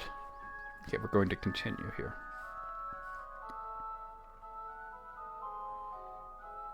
Oh, I had stopped in the middle of a paragraph. Probably should have done that. The sword's name was Glamdring the Flowhammer, if you remember. The goblins just called it Beater, and hated it worse than Biter, if possible. Orcrist, too, had been saved, for Gandalf had brought it along as well, snatching it from one of the terrified guards. Gandalf thought of most things, and though he could not do everything, he could do a great deal for friends in a tight corner. "Are we all here?" he said, handing his sword back to Thorin with a bow. "Let me see. 1, that's Thorin. 2, 3, 4, 5, 6, 7, 8, 9, 10, 11. Where's Phil and Killy? Here they are. 12, 13, and here's Mr. Baggins, 14. Well. It might be worse, and then again it might be a good deal better. No ponies and no food, and no knowing quite where we are, and hordes of angry goblins just behind. On we go." On they went. Gandalf was quite right. They began to hear goblin noises, and horrible cries far beyond the passages they had come through. They sent him on faster than ever, and as poor Bilbo could not possibly go half as fast, for dwarves can roll along at a tremendous pace, I can tell you, when they have to, they took it in turn to carry him on their backs. Still, goblins go faster than dwarves, and these goblins knew the way better. They had made the pass themselves, and were madly angry. So that do what they could, the dwarves heard the cries and howls getting closer and closer. Soon they could hear even the flap of the goblins' feet, many, many feet which seemed only just round the last corner. The blink of red torches could be seen behind them in the tunnel they were following, and they were getting deadly tired. "Why, oh why, did I ever leave my hobbit hole?" said poor Mr. Baggins, bumping up and down on Bomber's back. "Why, oh why, did I ever bring a wretched little hobbit on a treasure hunt?" said poor Bomber, who was fat and staggered along with sweat dripping down his nose at the heat and terror. At this point Gandalf fell behind, and Thorin with him. They turned a sharp corner. "About turn," he shouted. "Draw your sword, Thorin." There was nothing else to be done, and the goblins did not like it. They came scurrying round the corner in full cry, and found Goblin Cleaver and Foe Hammer shining cold and bright right in their astonished eyes. The ones in front dropped their torches and gave one yell before they were killed. The ones behind yelled still more and leaped back, knocking over those that went running after them. "Biter and Beater!" they shrieked, and soon they were all in confusion, and most of them were hustling back the way they had come. It was quite a long while before any of them dared to turn that corner. By the time the dwarves had gone on again, a long, long way on into the dark tunnels of the goblins' realm. When the goblins discovered that, they put out their torches, and they slipped on soft shoes, and they chose out their very quickest runners with sharpest eyes and ears. These ran forward as swift as weasels in the dark, and with hardly any more noise than bats. That is why neither Bilbo nor the dwarves nor even Gandalf heard them coming, nor did they see them. But they were seen by the goblins that ran silently up behind, for Gandalf was letting his wand give out a faint light to help the dwarves as they went along. Quite suddenly Dori, now at the back, again carrying Bilbo, was grabbed from behind in the dark. He shouted and fell, and the hobbit rolled off his shoulders into the blackness, bumped his head on hard rock, and remembered nothing more. Okay, so obviously what we have here is a plot contrivance to separate Bilbo, get him knocked out, have them all sort of move on without him for a bit, and so that he could find the One Ring, and so he could meet Gollum, and that's in the next chapter. But we have gone long enough, I think, at this point. It's almost 11 p.m. I have absolutely considered that, Lykios. I absolutely have. But yeah, I had a great time. Now, we're going to go over the regular sort of Twitch schedule here, and then we're going to end the stream, as we always do, with a raid. So we'll be raiding somebody else. I'm just going to kill the music here.